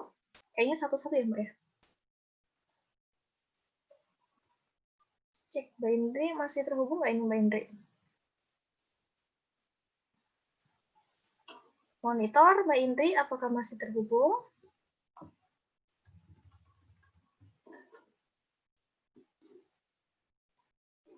Oh, gimana Mbak Indri? Teknisnya kita bacakan satu-satu, boleh Mbak dijawab dulu untuk pertanyaan? Boleh. Pertanyaan pertama apa tadi? Tadi hilang. Oke. Hilang ya Mbak jaringannya dari Rosalina Palembang Mbak.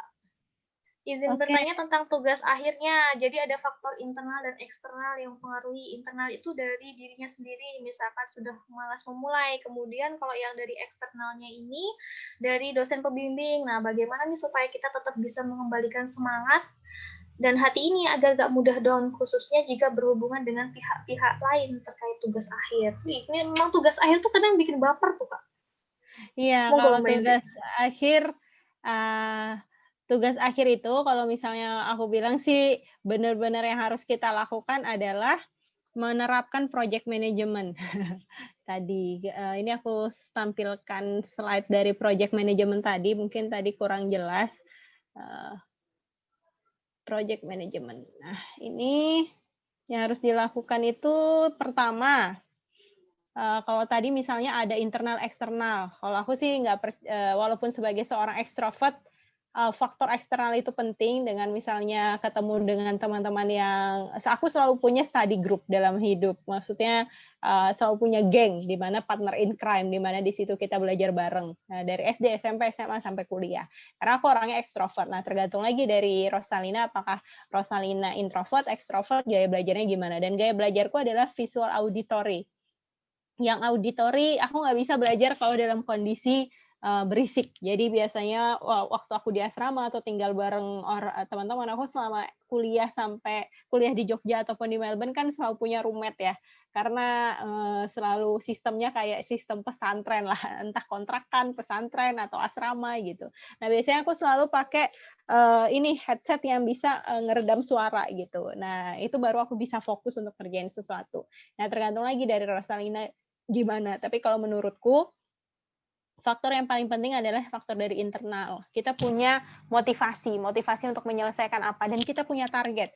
Waktu aku ngerjain skripsi, aku matiin semua media sosial, habis itu izin dari semua kegiatan, izin dari semua amanah, habis itu juga izin dari asrama, dan aku kasih target 1 bulan. Kasih aku waktu 1 bulan, aku nyelesain skripsi. Nah, alhamdulillah 1 bulan itu aku berhasil untuk 3 minggu ngerjain skripsi, habis itu sidang pra-penadaran, habis itu seminggu revisi sama sidang penadaran, juga yudisium. Waktunya pas 1 bulan. Nah, yang aku lakukan adalah buat seperti ini. Ada plan. Jadi plan itu adalah aku mau sidang tanggal 18 Januari waktu itu. Nah, yang harus aku lakukan adalah bagaimana menuju tanggal 18 Januari itu. Nah, jadi namanya backcasting. Kalau kita forecasting itu kan kita meramalkan masa depan. Backcasting itu dari masa depan yang udah kita targetkan, misalnya tadi 18 Januari itu adalah waktu sidang. Nah, itu kita backcasting menuju 18 Januari itu apa yang harus dilakukan. Gitu. Per minggunya gimana. Dan aku punya tabel per hari itu apa yang sudah dilakukan. Record itu penting karena tadi proses ini. Nah, habis itu ada monitor juga. Monitor itu juga penting. Monitor itu adalah bentuk udah sejauh mana. Misalnya setelah 1 minggu benar nggak targetnya udah sampai. Kalau belum, apa yang aku lakukan waktu itu? Wah, ini aku nggak bisa kalau dengan kondisi kayak gini bisa mencapai waktu itu gitu. Apalagi waktu itu ada kejadian aku udah selesai buat presentasi sampai jam 7 malam, ternyata sampai jam 6 sore atau jam 7 malam aku pulang ke asrama, ternyata hilang presentasi yang udah dibuat untuk besok sidang. Wah, itu rasanya mau nangis ya, tapi harus dilakukan adalah aku nggak bisa cuma mencari dan akhirnya nggak nemu, akhirnya aku buat ulang sampai jam 12 malam waktu itu buat ulang. Nah, yang harus dilakukan adalah proses untuk konsekuensi. Nah, kalau waktu itu yang harus aku konsekuensi adalah aku tidurnya 2 hari sekali.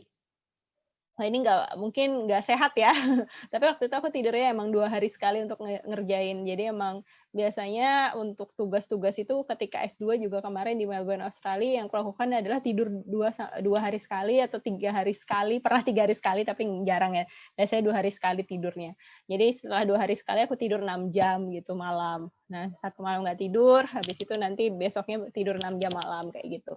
Nah, jadi atau misalnya pun ketika tidur tiap malamnya 2 jam sampai 3 jam kayak gitu. Jadi ada konsekuensi untuk supaya target itu tercapai. Nah, kalau dari aku gitu, nggak tahu misalnya dari Rosalina tipe belajarnya seperti apa, tipe kepribadiannya seperti apa, targetnya seperti apa. Tapi proses ini harus dilakukan.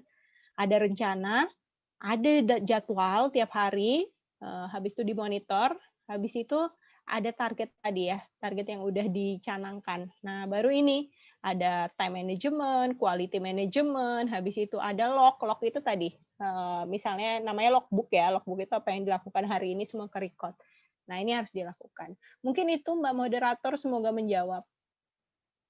Ya, terima kasih Mbak Indri. Tadi yang berarti kembali ke dirinya, kemudian bagaimana manage dan mengevaluasinya. Mbak, ini lanjut nih ke pertanyaan kayaknya dede-dede SMA deh ini Mbak. Assalamualaikum, saya Kanaya dari Balikpapan. Izin bertanya Kak, terkadang saya bingung sama pilihan untuk masa depan. Masalah jurusan kuliah. Berarti kan dia belum kuliah nih Kak, itu kan ya. Masalah jurusan kuliah, mau lintas jurusan atau enggak, dan lain-lain. Jadi sekarang merasa kerjain tugas, belajar, itu target apa yang saya kejar? Bimbang sekali untuk menentukan target sampai kadang tugas itu ditunda-tunda. Bagaimana nih tipsnya untuk supaya tidak bimbang dan mudah untuk menentukan target untuk kita sendiri gitu. Terima kasih Kak. Agak nyerempet-nyerempet sih Kak, cuman kayaknya perlu detailin gitu. Ya, kayaknya mantan murid saya ya. Sekarang berarti udah SMA ya, dulu masih SMP. Kemarin saya ngisi presentasi beasiswa di BDI Pertamina sama di Universitas Riau untuk mahasiswa berprestasi. Dan kemarin saya ada buat presentasi tentang gimana sih menentukan minat, bakat, cita-cita gitu. Nah, mungkin akan saya tampilkan slide yang saya tampilkan kemarin. Nah, apakah sudah terlihat? Masih loading Kak? Ya, sudah. Oke, jadi ini yang saya lakukan ya. Yang saya tampilkan kemarin untuk persiapan beasiswa. Banyak banget yang datang ke saya atau misalnya nanya, Kak, saya orangnya gimana? Kak, jurusan yang menurut saya yang harus saya ambil apa? Nah, kita bukan cenayang, kita bukan ahli nujum, jadi nggak bisa menjawab. Yang teman-teman bisa lakukan tadi, tes kepribadian, habis itu tanyakan ke diri, visi kalian apa, nilai apa yang menurut kalian paling bisa kalian ambil, apakah nilai agama, nilai kehidupan, orang tua. Nah, habis itu ini, buat rencana, realisasikan rencana, bertahap, dan paham kalau misalnya prosesnya juga panjang, juga paham konsekuensinya. Nah, ini yang harus dilakukan. Nah, contohnya apa? Ini yang saya lakukan nih. Ini saya buat ketika SMA sebelum memilih jurusan. Saya buat tabel minat, bakat, cita-cita. Habis itu jurusan yang dipelajari, kekuatannya apa, dan karirnya di mana. Saya list apa yang menarik. Misalnya dari ITB yang menarik adalah teknik fisika atau teknik perminyakan. Waktu itu saya lulus SMA kan 2010 ya. Mungkin yang di sini 2010 masih SD atau belum lahir bahkan 2010 gitu kan ya. Atau udah lahir paling ya. 2010 mungkin masih TK gitu. 2010 saya SMA. Nah, ini yang dilakukan. Saya lakukan gitu. Nah, terus akhirnya apa yang membuat saya memutuskan jurusan itu gitu. Akhirnya saya membuat kalau misalnya teknik itu cita-cita, bakat atau minat gitu. Akhirnya menurut saya kalau saya hidup untuk kedepannya saya akan bertahan dengan apa? Dengan minat, bakat atau cita-cita. Waktu itu minat saya sebenarnya sosial ya, hukum, habis itu sosial politik kayak gitu. Bakat saya karena saya otak kiri, olimpiade matematika, fisika, IPA dari SD SMP SMA gitu kan. Jadi itu bakat saya dan cita-cita saya kalau ditanya dari kecil cita-citanya dokter gitu. Karena anak kecil zaman dulu apa sih paling kalau nggak dokter guru polisi gitu ya. Keren-keren jadi pilot gitu. Nah, akhirnya saya memutuskan saya akan bertahan hidup dengan bakat. Minat, saya bisa melakukannya dengan kapanpun. Misalnya seperti kerjaan yang sekarang, saya bisa ikut komunitas, saya bisa buat komunitas, saya bisa ikut organisasi, saya bisa ikut kegiatan ekstra untuk minat. Sedangkan untuk cita-cita itu hanya apa yang saya lihat secara ideal, bukan apa yang saya inginkan gitu. Nah, akhirnya saya berangkat dari situ. Nah, kalau menurut saya ini harus teman-teman lakukan, membuat ini. Nah, habis itu mengumpulkan informasi. Nah, ini informasi yang saya kumpulkan ya. Misal saya ikut beasiswa, ini saya kumpulkan. Ini juga bukunya, terus ini juga kampus-kampus yang saya inginkan. Ini juga ketika saya ke Pare, Kediri, saya buat jadwal yang sangat rinci. Periodenya ini biasanya diminta oleh banyak teman-teman ya. Misalnya periode awal kapan, ngambilnya di mana, habis itu apa yang diambil, jadwalnya kapan, harganya berapa gitu. Nah, itu saya buat. Dan sebelum ke Pare pun saya survei bagaimana keadaan di sana, apa yang saya mau lakukan, apakah benerin grammar dulu, apakah writing, reading, listening dulu gitu. Habis itu saya juga masuk Altim Pos koran di tahun 2017, segede halaman gini. Judulnya punya modal berorganisasi S2 di Australia gitu. Jadi kalau ditanya kenapa kok bisa kuliah, kok bisa yang membuat saya sampai sekarang, kalau saya bilang karena saya ikut banyak organisasi, di situ saya belajar banyak. Nah, mungkin semoga bisa menjawab gitu secara contoh realnya. Terima kasih Mbak Moderator. Baik, Masya Allah ya. Tanyanya satu nih, jelasinnya PPT-nya Mbak Indri sampai dibongkar lagi nih, Masya Allah gitu ya. Jadi memang memetakan potensi itu sangat penting untuk kita. Jadi kita bakal tahu nih, kita bakal melangkah kemana kayak gitu. Lanjut nih Mbak, pertanyaan ketiga. Dari mana ya? Kayaknya lanjut ke ini deh, daerah Cimahi. Assalamualaikum, saya Emalia Reskina Virgin dari kota Cimahi. Izin bertanya, Kak, kenapa orang-orang di Jepang sana mereka menerapkan prinsip Islam walaupun mereka bukan Islam, sedangkan orang-orang Islam, terutama di Indonesia, tidak menerapkan prinsip Islam secara keseluruhan sepertinya orang Jepang menolong orang yang mencari jalan sampai memberi makan. Apakah ada kebiasaan turun-menurun yang salah dari orang Islam itu sendiri atau bagaimana Kak? Satu lagi nih, ini ada dua nih Kak. Jadi nge-breakdown misalnya.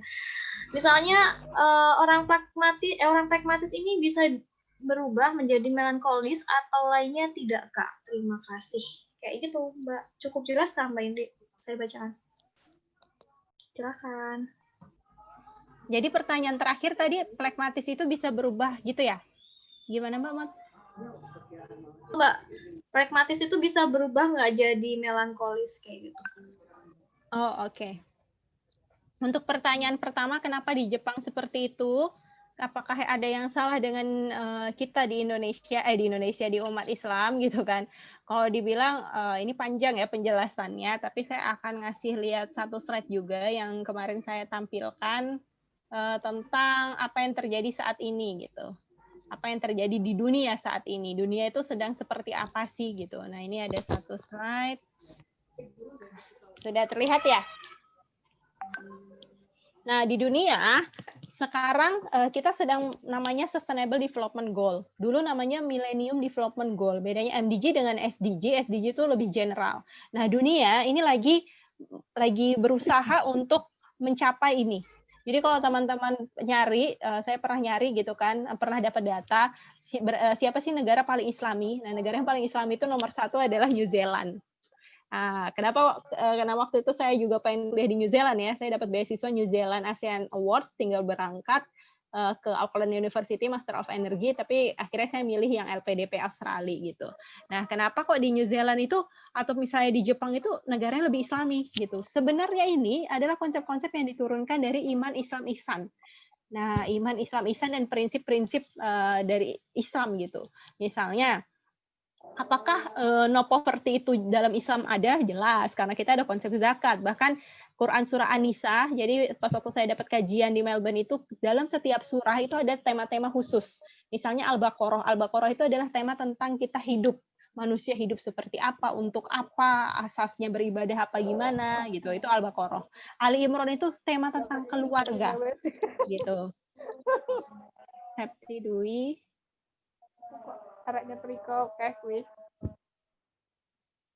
Oke. Nah, dalam Ali Imran itu adalah tema tentang keluarga. Anisa itu adalah tema untuk mustadafin, orang-orang yang lemah gitu. Nah, sebenarnya ada tuh. Nah, terus apakah permasalahannya turun-temurun dari Islam? Ya, mungkin mainnya belum terlalu jauh ya. Tadi siapa dari Cimahi, saya lupa namanya. Nah, kalau misalnya mainnya udah terlalu jauh, mungkin bakal ketemu nih dengan sosok-sosok Islam yang luar biasa yang Masya Allah. Kalau saya pribadi, dalam lingkungan saya ketemu nih teman-teman yang Masya Allah dalam mengamalkan Islam, bukan cuma mukanya manis dilihat gitu kan, adem, tapi juga baik gitu kan dalam menolong orang, habis itu juga pintar gitu. Nah, cuma apakah banyak? Ya nggak banyak. Terus bagaimana caranya? Kita nggak usah ngelihat orang lain gitu, kita ngelihat diri kita sendiri, apakah kita sudah mengamalkan gitu. Dan dari diri kita sendiri, apakah kita sudah mengajak orang? Nah, kadang yang susah adalah coba megang kelompok mentorship. Aduh Kak, aku nggak mau Kak, aku belum siap, aku belum selesai dengan diriku sendiri. Sampai meninggal juga nggak akan selesai dengan dirinya sendiri gitu. Seperti yang saya bilang tadi ya, konsep memperbaiki diri sendiri itu nggak akan selesai sampai kita meninggal gitu. Aduh Kak, aku takut gitu, aku belum bisa mengamalkan ya, sampai kita juga meninggal nggak bisa mengamalkan gitu. Dengan justru kita mengajarkan orang lain, tablighu walau ayah gitu kan. Artinya kita ketika misalnya mau hari ini mau bolos nggak baca Quran, aduh padahal aku udah ngajarin orang nyuruh baca Quran, aku akan baca Quran. Misalnya mau buang sampah sembarangan, aduh padahal aku udah bilang kalau misalnya buang sampah nggak boleh sembarangan, maka aku akan buang sampah nggak sembarangan gitu. Nah itu tentang apa tadi ya, tentang bagaimana keadaan di negara yang misalnya non-Islam tapi melaksanakan apa yang disuruh Islam gitu.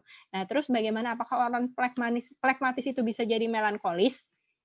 Kalau berdasarkan apa yang saya baca gitu kan, konsep dari 4 kepribadian ini adalah konsep di mana memang bukan tidak bisa berubah ya, memang ada dasarnya yang berubah. Nah, sebenarnya ini bukan yang kalau orang koleris, pragmatis atau melankolis itu gimana gitu, sebenarnya enggak, tapi gimana dari aslinya. Jadi misalnya nih, dulu saya waktu tes itu pas waktu saya SMA gitu kan, saya tesnya koleris dan sanguinis. Nah, ketika saya sekarang tesnya koleris dan melankolis gitu. Nah, habis itu pas tes lagi itu jadinya koleris sanguinis lagi gitu. Nah, tapi apa sih yang selalu muncul? Yang selalu muncul adalah koleris gitu. Nah, jadi bisa dilihat di sini ya kombinasi karakter. Nah, nih. Jadi bisa, misalnya nanti kamu pragmatis, tapi kamu pragmatis melankolis atau pragmatis koleris.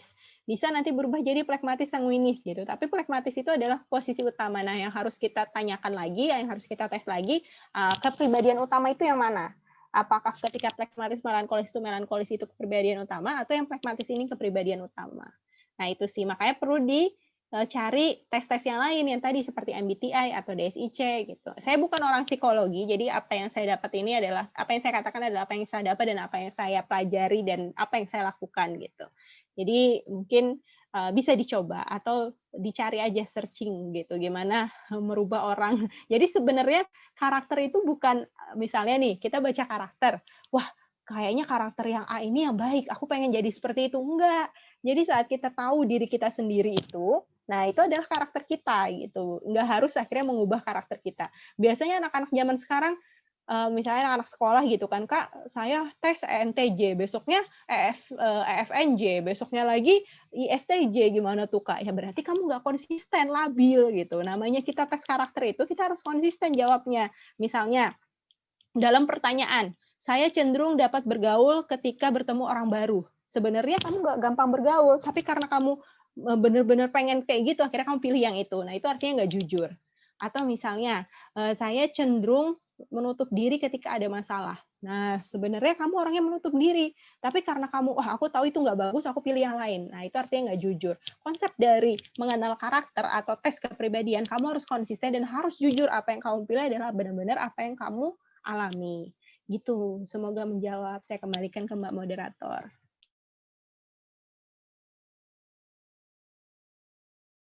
Terima kasih banyak, Masya Allah ya. Jadi banyak banget yang harus kita garis bawahi nih tadi ya. Mbak, boleh satu lagi ya Mbak ya? Ini pertanyaannya agak beda dari tadi. Enggak ya. Assalamualaikum dari Fitri Sapporo. Saya masih belum jelas soal zakat. Kalau beasiswa itu apakah wajib dizakati? Kalau iya, kira-kira cara menghitungnya bagaimana ya Kak? Kayak gitu. Oh ya, beasiswa ini juga saya juga penerima beasiswa pas waktu di LPDP saya juga ada pendapatan selain beasiswa karena ketika LPDP saya tanda tangan nggak boleh bekerja gitu kan. Kalau LPDP nggak boleh bekerja walaupun banyak orang yang bekerja, tapi kami tanda tangan tidak diperbolehkan bekerja harusnya. Jadi saya tanda tangan dan itu penghasilan. Jadi beasiswa itu dihitung penghasilan. Bagaimana cara menghitungnya? Cara menghitungnya sama dengan zakat penghasilan. Cuma waktu itu kalau saya pribadi, saya waktu itu dapat di Australia, jadi dolar itu sebulan dapat $2.000. $2.000 itu ketika di Indonesia kan 20 juta. Nah, cuma karena saya lagi di Australia, berarti saya pakai standar di Australia. Nah, nisab di Australia, zakat penghasilan itu sekitar 3.200. Nah, kalau di atas $3.200 berarti udah masuk nih nisabnya untuk dizakatkan gitu. Nah, sedangkan saya 2.000 berarti saya tidak wajib zakat gitu. Nah, jadi bolehnya gimana ya kalau mau infak sodako ya itu sunnah, tapi zakatnya tidak wajib dari 2,5% itu. Nah, gitu juga kalau misalnya kamu dapatnya di Indonesia.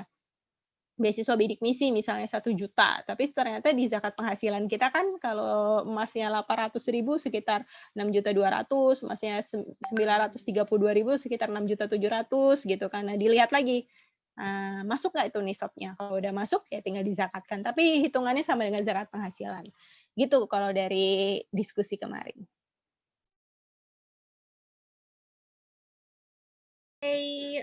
Terima kasih. Ini Mbak Indri masih bisa sampai jam berapa nih, Mbak? Atau ada agenda lagi nih? Takutnya khawatir Mbak Indri udah Boleh, ada boleh, segala. boleh. Oh, boleh ya, Ini Mbak ya?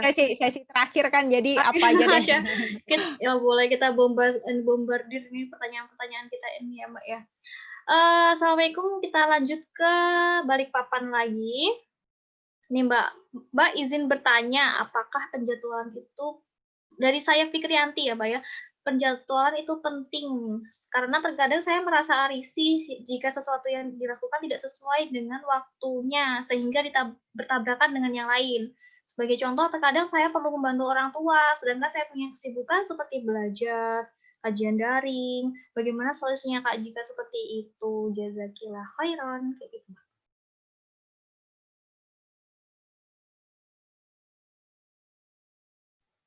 Oke, penjadwalan. Kenapa penjadwalan itu penting gitu kan? Ya, kalau saya bilang sih tergantung ini kayaknya kamu orangnya mungkin ini ya OCD ya. OCD itu apa? Jadi mungkin ini ya ibaratnya pengen perfeksionis ya. Gimana kalau misalnya aku udah nulis, misalnya di contoh yang tadi di presentasiku kan ada tentang jadwal. Nah, misalnya jadwalnya ini nggak sesuai apa yang harus dilakukan. Nah, coba aku share screen lagi.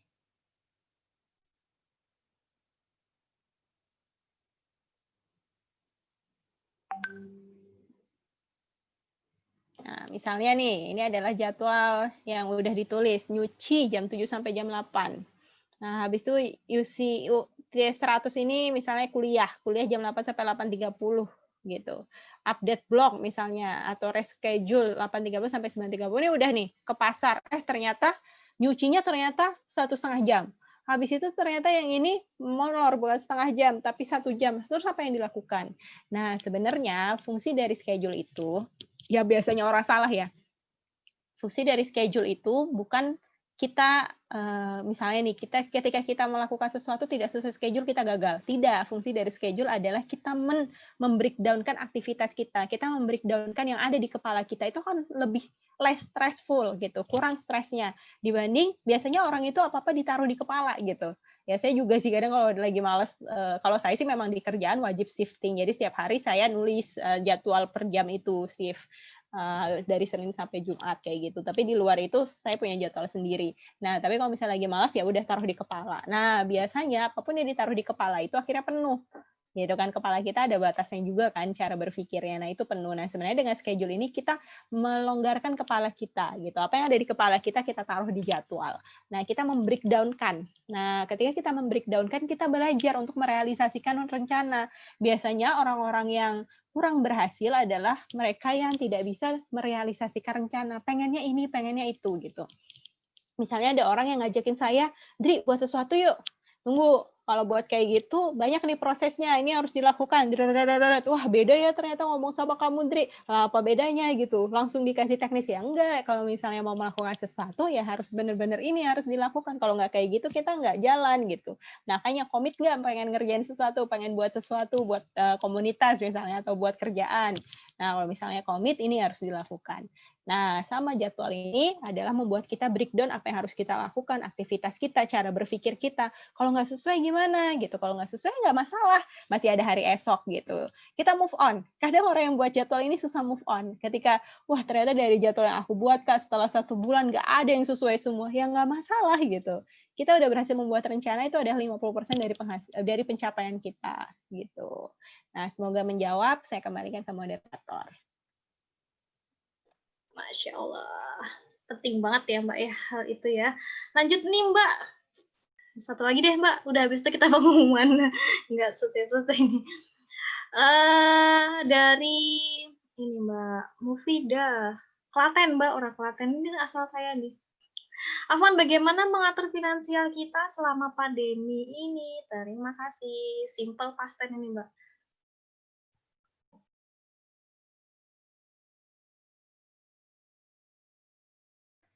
Oke, bagaimana cara ini ya tadi selama pandemi. Nah, Mufidah ini nggak tahu ini apakah adik angkatanku ketika di kuliah, Mufidah farmasi atau bukan. Kalau misalnya selama pandemi tadi sebenarnya yang aku jabarkan itu adalah ketika selama pandemi atau selama resesi gitu. Nah, cuma kalau misalnya yang dilakukan lagi itu yang penting apa aja sih gitu kan. Nah, yang pertama yang harus dilakukan peran keluarga yang tidak terbiasa mengelola pengeluaran gitu. Nah, kadang kalau pas waktu kita pandemi itu, kita nggak punya pengetahuan untuk mengelola keuangan, jadi kita tidak terbiasa. Nah, kalau saya sendiri semenjak SMP gitu dikasih uang sangunya bulanan. Dulu pas SMP dikasih buku besar gitu kan, disuruh nulis pengeluarannya berapa, nabungnya berapa. Buku ini, buku hutang, apa sih, buku kas gitu kan, yang andalan yang besar gitu. Nah, akhirnya mulai SMP itu saya mulai pembukuan pengeluaran. Dikasih uang segitu, apa yang harus saya lakukan, per harinya berapa, dan nabungnya berapa, sampai SMA, sampai kuliah. Jadi terbiasa. Nah, jadi ketika masa resesi ini, masa pandemi ini harus kita lakukan tadi, mengelola pengeluaran kita, record itu penting. Nah, karena keluarga mungkin tidak terbiasa mengelola pengeluaran, akhirnya kita nggak punya nih kebiasaan itu. Yang harus dilakukan adalah menumbuhkan kebiasaan. Terus tidak memikirkan alokasi dana kesehatan karena masa pandemi kesehatan itu menjadi rawan. Jadi misalnya kita harus punya asuransi, entah itu asuransi dari kantor, asuransi dari BPJS, atau asuransi yang lain sebagainya gitu. Karena ini salah satu risiko utama yang sering menggerogoti keadaan finansial. Misalnya nih, contoh dari saya pribadi di masa pandemi ini, saya udah pakai BPJS untuk perawatan saraf akar gigi. Dari bulan Maret sampai sekarang bulan November itu nggak bisa tindakan di rumah sakit. Kenapa? Karena masa pandemi, poliklinik giginya itu nggak bisa. Nah, sedangkan Sebalikpapan, dokter konservasi gigi yang pakai BPJS itu cuma ada di RSUD Beriman, Gunung Malang. Gitu. Cuma ada di satu rumah sakit di kota. Nah, di rumah sakit itu tidak siap untuk perawatan gigi. Akhirnya saya ke klinik. Di klinik itu bisa, tapi di klinik berarti nggak bisa pakai BPJS. Berapa yang harus dikeluarkan? Biayanya lebih dari 1 juta gitu kan. Lebih dari bisa sampai 2 juta gitu. Nah, padahal itu adalah berapa persen dari gaji yang saya terima dalam 1 bulan gitu. Nah, apakah itu menggerogoti finansial? Nah, saya memutuskan untuk ke dokter gigi, ke klinik karena saya udah nunggu dari Maret sampai November ya, kira-kira 8 bulan itu. Nah, dari 8 bulan itu uang cadangan dari 8 bulan itu, nah itu yang saya pakai untuk ke klinik. Nah, sesederhana itu dalam masa pandemi. Jadi selain record, alokasi dana kesehatan ketika dalam keadaan mepet tadi, dana cadangan dari setiap bulan itu yang diambil. Lalu pengelolaan investasi yang kurang tepat. Nah, kita akhirnya investasi yang kita kelola itu jadi kurang tepat di masa pandemi. Misalnya, kita investasi ke bisnis makanan. Bisnis makanan ternyata bisnis makanan yang restonya udah tutup gitu kan. Akhirnya kita rugi gitu. Nah, berarti kita alihkan ke online, misalnya online food dan lain sebagainya. Dengan seperti itu kita investasinya jadi tepat. Gitu. Terus ambil jeda sebelum melakukan aktivitas. Misalnya kita pengen beli sesuatu, kita ambil jeda. Misalnya, kita ngelihat sesuatu yang menarik. Misalnya waktu beberapa bulan yang lalu saya pengen kelinci. Akhirnya beli kelinci gitu. Tapi akhirnya 2 kelinci yang dibeli sekarang udah meninggal gitu kan. Nah, akhirnya ketika sebelum beli kelinci itu tapi ngambil jeda dulu aktivitas.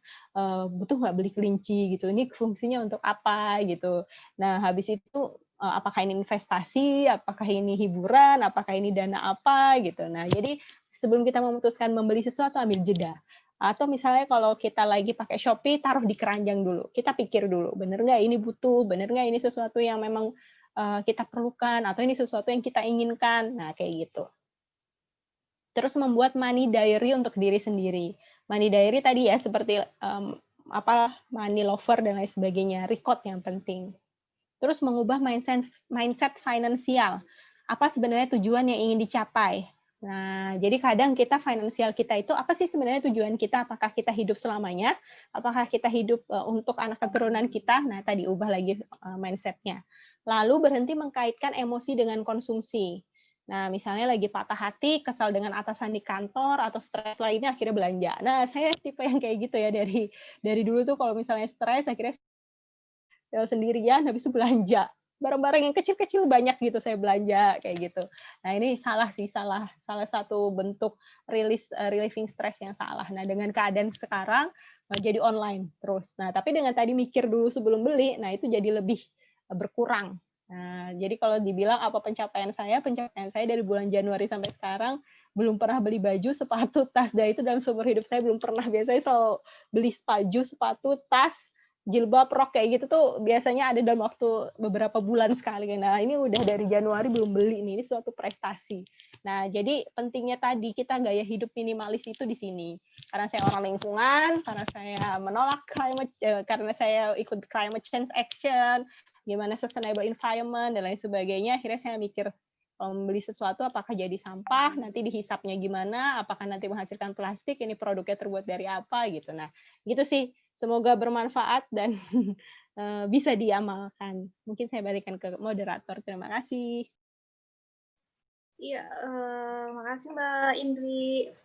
Wah, tadi bener ya Mbak, itu nahan-nahan belanja bisa gitu? Masya Allah, kalau saya stres belanja malah. Lanjut Mbak, ini satu ternyata yang ketinggalan Mbak, mohon maaf ya Mbak Indri ya. Jadi kita clear gitu ya soal Q&A, kita harus selesai di sini untuk sesi keempat. Pertanyaan dari Mbak Risma Balikpapan, bagaimana mengatur manajemen waktu antara untuk urusan dunia dan akhirat? Terima kasih.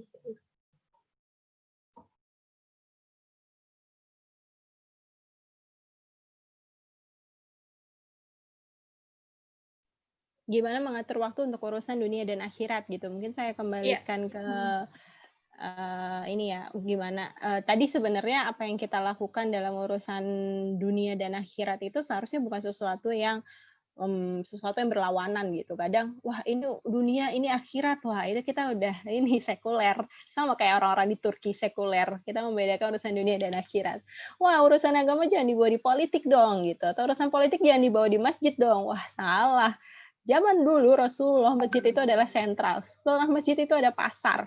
Masjid itu adalah tempat untuk syuro, tempat untuk merumuskan agenda-agenda strategis politik sosial ekonomi. Jadi kalau misalnya di masjid kita nggak boleh ngomongin politik ekonomi sosial gitu kan, cuma ngomongin akhirat aja nggak boleh ngomongin dunia, wah kita udah sekuler gitu. Nah jadi kalau dari saya dua-duanya itu jangan dikotak-kotakan, ini urusan dunia, ini urusan akhirat, semuanya jadikan urusan akhirat. Semua urusan kita jadikan urusan akhirat. Kok bisa sih semua urusan dunia jadi urusan akhirat gitu kan? Ini saya coba tampilkan presentasi yang saya pas saya ngisi di Poltekba, Politeknik Negeri Balikpapan, saya ngisi sekitar beberapa minggu yang lalu. Ini ada yang saya tampilkan. Nih, tentang konsep ini Al-Maidah ayat 3 dan Quran surah At-Tin ayat 4. Di Al-Maidah ayat 3 ini telah aku sempurnakan untukmu agamamu dan telah aku cukupkan nikmatku bagimu dan telah aku ridhoi Islam sebagai agamamu. Di sini Allah telah ridho kepada kita dengan Islam sebagai pedoman hidup. Jadi segala sesuatu yang kita lakukan untuk urusan dunia, jadikan itu juga berpahala untuk urusan akhirat. Nah, kenapa kita manajemen waktu nggak efektif? Kenapa kok kita nggak produktif? Loh, kenapa kita nggak bisa mengamalkan Islam dengan baik? Nah, ternyata karena kita nggak bisa menjadikan aktivitas-aktivitas dunia kita menjadi tabungan di akhirat. Nah, contohnya apa sih, Kak? Gitu. Nah, di sini kita udah dikasih tahu nih di Quran surah At-Tin ayat keempat, sesungguhnya kami telah menciptakan manusia dalam bentuk yang sebaik-baiknya. Nah, ini misalnya Allah itu udah menciptakan kita dengan bentuk sebaik-baiknya, dengan muka yang cantik, bagus, walaupun misalnya kita nggak putih, hidung nggak mancung, mata nggak lebar gitu kan misalnya, atau muka nggak tirus gitu, tapi ini adalah bentuk sebaik-baiknya. Nah, akhirnya saat kita mandi, saat kita dandan, saat kita misalnya dandan bukan dandan yang apakah dandan akhirnya diperbolehkan, nah itu babnya sendiri lagi ya. Tapi dengan kita merawat diri misalnya, atau dengan kita maskeran, nah itu adalah proses ibadah kita, dengan kita menjaga apa yang udah diberikan oleh Allah, kayak gitu. Habis itu sebaik-baik manusia adalah yang paling bermanfaat bagi manusia. Nah, aktivitas pekerjaan kita apakah bermanfaat bagi manusia lain? Kalau misalnya itu bermanfaat, berarti itu juga jadi tabungan ibadah. Jadi kalau dari saya, jadikanlah apa yang dari bangun tidur sampai sebelum tidur itu jadi tabungan di akhirat. Gimana sih cara ubahnya? Cara ubahnya adalah mindset hidup kita. Kita mindsetnya harus bisa menjalani ihsan. Apa itu ihsan di hadis Arba'in yang kedua? Ihsan itu adalah ketika kita mampu merasakan apapun yang kita lakukan itu seolah-olah kita sedang melihat Allah. Apabila kita nggak mampu, maka seolah-olah Allah melihat kita. Lah, lalu apa yang harus dilakukan seperti itu? Itu adalah konsep muraqabatullah, selalu merasa diawasi oleh Allah. Apa itu muraqabatullah, Kak? Artinya kita selalu ngerasa ada CCTV yang sedang merekam kita, dan itu adalah Allah yang lagi melihat kita. Mau nyontek, aduh, itu dia, aduh, aku bisa ngelihat nih jawaban nomor 1A, nomor 2B. Tapi kita tahu Allah lagi ngeliatin kita nggak akan nyontek. Lampu merah, wah nggak ada polisi tuh di pos, ini masih merah gitu kan. Wah ini aku bisa nih sepi, masih jam 4 pagi gitu kan. Tapi kita harus tahu Allah ada di CCTV kita. Dan mengubah setiap kegiatan menjadi ibadah. Dengan apa? Berdoa. Itulah yang mengubah sebuah kegiatan menjadi ibadah dengan niat. Gitu, niat. Nah, misalnya dengan mandi, kaki kiri, keluar kaki kanan, ada doa sebelum mandi. Belajar itu ada doa juga, Rabbi sholli sholli wa yassir li amri wahlul 'uqdatam min lisani yafqahu qawli. Atau misalnya ketika kita lagi bekerja kita berdoa, habis itu dengan kita makan kita berdoa, habis itu dengan kita misalnya belajar juga kita menjadikan itu berdoa, salah satu bentuk menambahkan ilmu gitu. Jadi dengan hal-hal yang tadi kita mengubah aktivitas dunia kita menjadi aktivitas akhirat kita, jadi nggak bisa lagi bilang ini adalah untuk dunia, ini untuk akhirat, enggak gitu. Tapi Kak, artinya kapan waktu untuk kajian, kapan waktu untuk belajar fikih, kapan waktu untuk misalnya belajar tahsin. Nah, ini konsepnya seperti ini. Belajar agama hukumnya fardu ain, belajar ilmu dunia hukumnya fardu kifayah. Fardu kifayah artinya apa? Artinya ketika ada satu orang yang sudah mengerjakan, maka gugurlah pekerjaan kita atau kewajiban kita. Misalnya ketika belajar guru, apakah ada seorang muslim yang udah jadi guru? Sudah. Nah, akhirnya apakah kita wajib jadi guru? Enggak, fardu kifayah, udah hilang kewajiban kita. Tapi belajar agama itu fardu ain, kewajiban. Jangan sampai kita bersusah payah untuk fardu kifayah, tapi kita lupa untuk fardu ain. Belajar agama itu wajib, gitu. Jadi dalam satu hari, selain juga ibadahnya dijaga, ada sunnah-sunnah yang dilakukan, ada amalan yang dijaga, gitu. Tapi juga kita harus mengalokasikan untuk belajar agama juga, entah dari buku, YouTube, dari pengajian rutin tiap pekan, tiap bulan, seperti itu. Nah, semoga ini menjawab. Saya kembalikan ke moderator.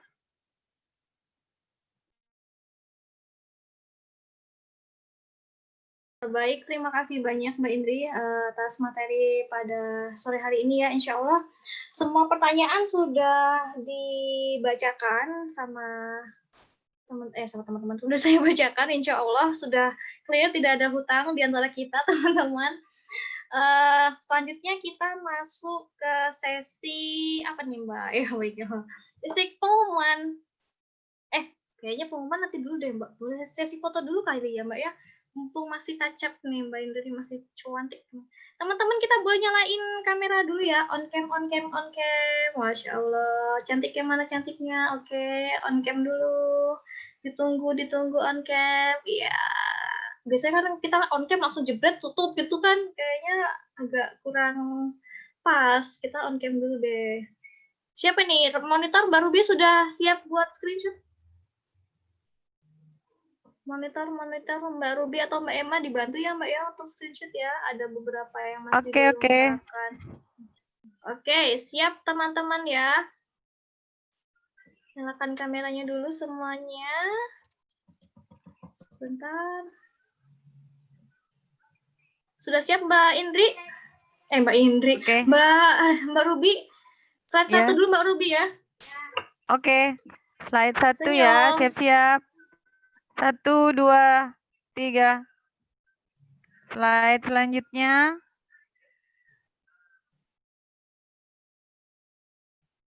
Satu, 2, 3. Oke, terima kasih semuanya. Iya, baik. Terima kasih Mbak Ruby. Selanjutnya ini masuk ke sesi yang ditunggu-tunggu nih Mbak. Kayaknya kemarin peserta tuh udah, Mbak kalau bisa diumumin dong, Mbak kalau bisa di-share dong di grup gitu ya. Mbak tolong dong transparansinya. Sebetulnya kita pengen gitu ya sharing hasil-hasilnya di setiap pekan. Cuman karena kita pengen menjaga konsistensi teman-teman di setiap pekan yang mulai dari sesi 1, 2, 3, dan 4, jadi kita menahan untuk pengumuman itu sendiri. Ya, insya Allah saya akan membacakan nominasinya. Jadi di sini kita ada nominasi kategori penanya terbaik. Penanya terbaik ini dari setiap sesinya ya. Jadi walaupun pertanyaannya sudah masuk di kami beberapa, kami juga harus memilih lagi ya dengan pertimbangan-pertimbangan yang ada mulai dari segi kemampuan panitia serta finance gitu ya, insya Allah. Kemudian kategori yang kedua dari sisi penanya yaitu ada peserta terbaik. Nah, peserta terbaik ini ada peserta yang sudah datang dari sesi 1 sampai ke sesi 4. Nah, di sini untuk yang peserta terbaik ini saya baru menerima 1 nama. Mohon nanti panitia segera infoin ke saya ya untuk nama berikutnya. Karena sebentar lagi saya akan mengumumkan. Boleh dibantu ya Mbak Ruby untuk segera confirm ke saya apakah nama ini saja yang akan memenangkan yang menerima. Ya, 1 udah saya keep, Mbak. Udah saya keep. Untuk yang ini tinggal 1 lagi, apakah memang ini saja? Oke. Saya bantu slide share dulu. Share screen.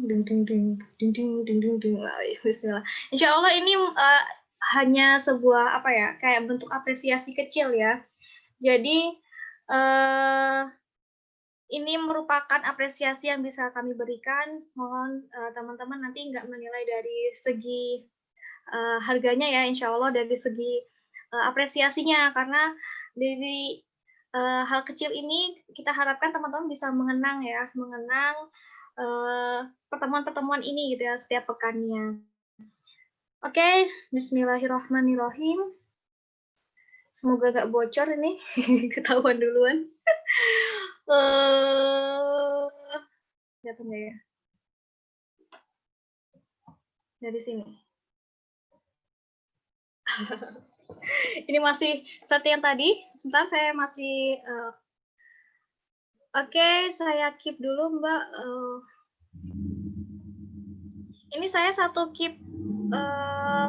Sebentar. Sebentar, mohon maaf teman-teman. Masih ada 1 lagi nih kategori dari panitia.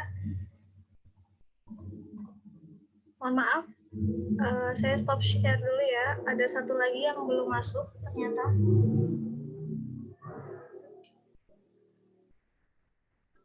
Mohon maaf ya teman-teman ya. Yang sambil menunggu informasi buat teman-teman, insya Allah nanti setelah ini kita bakal ada sesi-sesi berikutnya. Mungkin kita hadir dengan konsep yang berbeda. Seperti apa konsepnya? Nanti akan diinformasikan melalui grup WhatsApp ya, yang akan dipandu oleh teman-teman. Jadi teman-teman harap tidak live group yang berkenan untuk melanjutkan dari agenda mulai dari sesi 1, 2, 3, dan 4 pertemuan ini. Jadi insya Allah kita bakal ada nih sesuatu yang baru gitu lah. Bismillah, sudah siap insya Allah. Udah tahrim ya di sini di Balikpapan.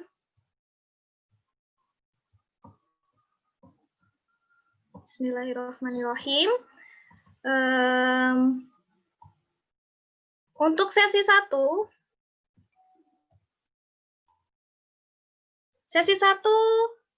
penanya atas nama Aisyah Balikpapan dan Rosalina Palembang.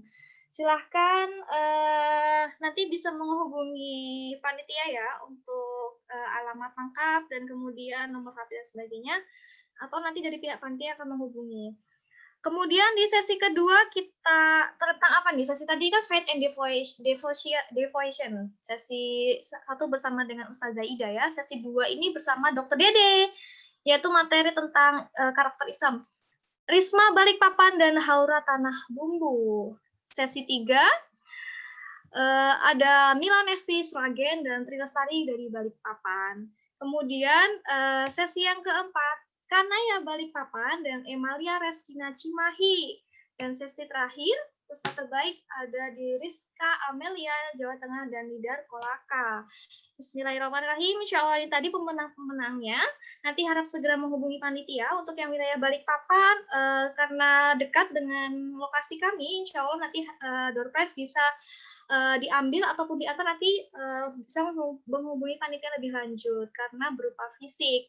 Kemudian untuk yang di luar Pulau Kalimantan, insya Allah akan dalam bentuk voucher ataupun pulsa seperti itu. Insya Allah teman-teman di Balikpapan sudah memasuki waktu Isya ya, ini udah mulai tahrim.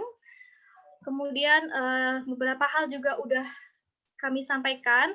Insya Allah materi 1, 2, 3, dan 4 menjadi materi-materi yang saling berkesinambungan, dan harapannya dari karakter-karakter yang sudah dijelaskan, mulai dari sesi 1 sampai dengan sesi 4, kita bisa menjadi pribadi muslim yang lebih baik lagi gitu ya nantinya, dan tentunya kita bisa menjadi sosok yang apa ya, kalau dibilang itu nggak yang ngikutin arus gitu. Nah, kita punya karakter, kita punya prinsip. Jadi kalau misalkan dibilang A, kita nggak langsung ikut A, tapi kita punya pertimbangan untuk bisa menentukan langkah kita ke depannya seperti apa. Ini ada beberapa sedikit polling, teman-teman bisa bantu untuk mengisi ya teman-teman ya, sebelum saya tutup, bisa diisi dalam waktu 3 menit dari sekarang. Silahkan.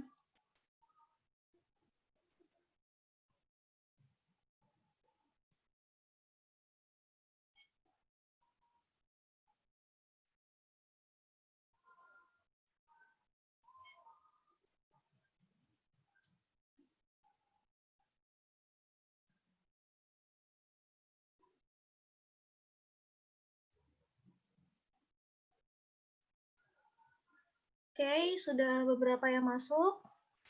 Ayo. Ini baru 30%, teman-teman. Ayo. Karena tujuan dari polling ini kita pengen mengevaluasi gitu ya, mulai dari persiapan, mulai dari teknis, mulai dari isi materi. Kita juga pengen inputan-inputan dari teman-teman semua nih, karena kita nggak menutup kemungkinan kita hanyalah manusia biasa yang banyak khilaf dan dosa. Insya Allah kita bakal menjadi pribadi yang baik ketika kita mendapatkan inputan yang baik dari teman-teman semua. Dan insya Allah masukan-masukan ini bisa kami aplikasikan gitu ya untuk event-event kami berikutnya. 1 menit pertama sudah berlalu, 80% sudah vote, tinggal beberapa orang lagi nih, 5 orang lagi nih. Saya berharap bisa 100% ya. Insya Allah teman-teman semoga yang di sini nggak bosan-bosan ya untuk menerima notif. Jadi kan di grup itu bisa jadi ajang silaturahim kita ya, saling bertukar informasi, silakan gitu ya, karena itu adalah wadah kita bersama untuk saling berbagi kayak gitu.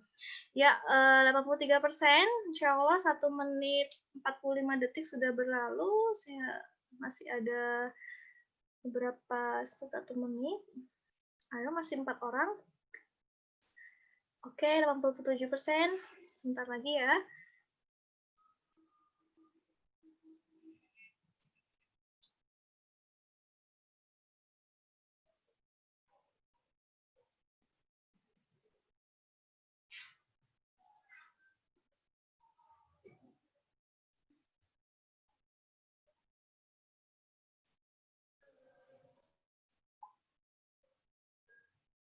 Oke, 22 orang lagi nih. Aduh.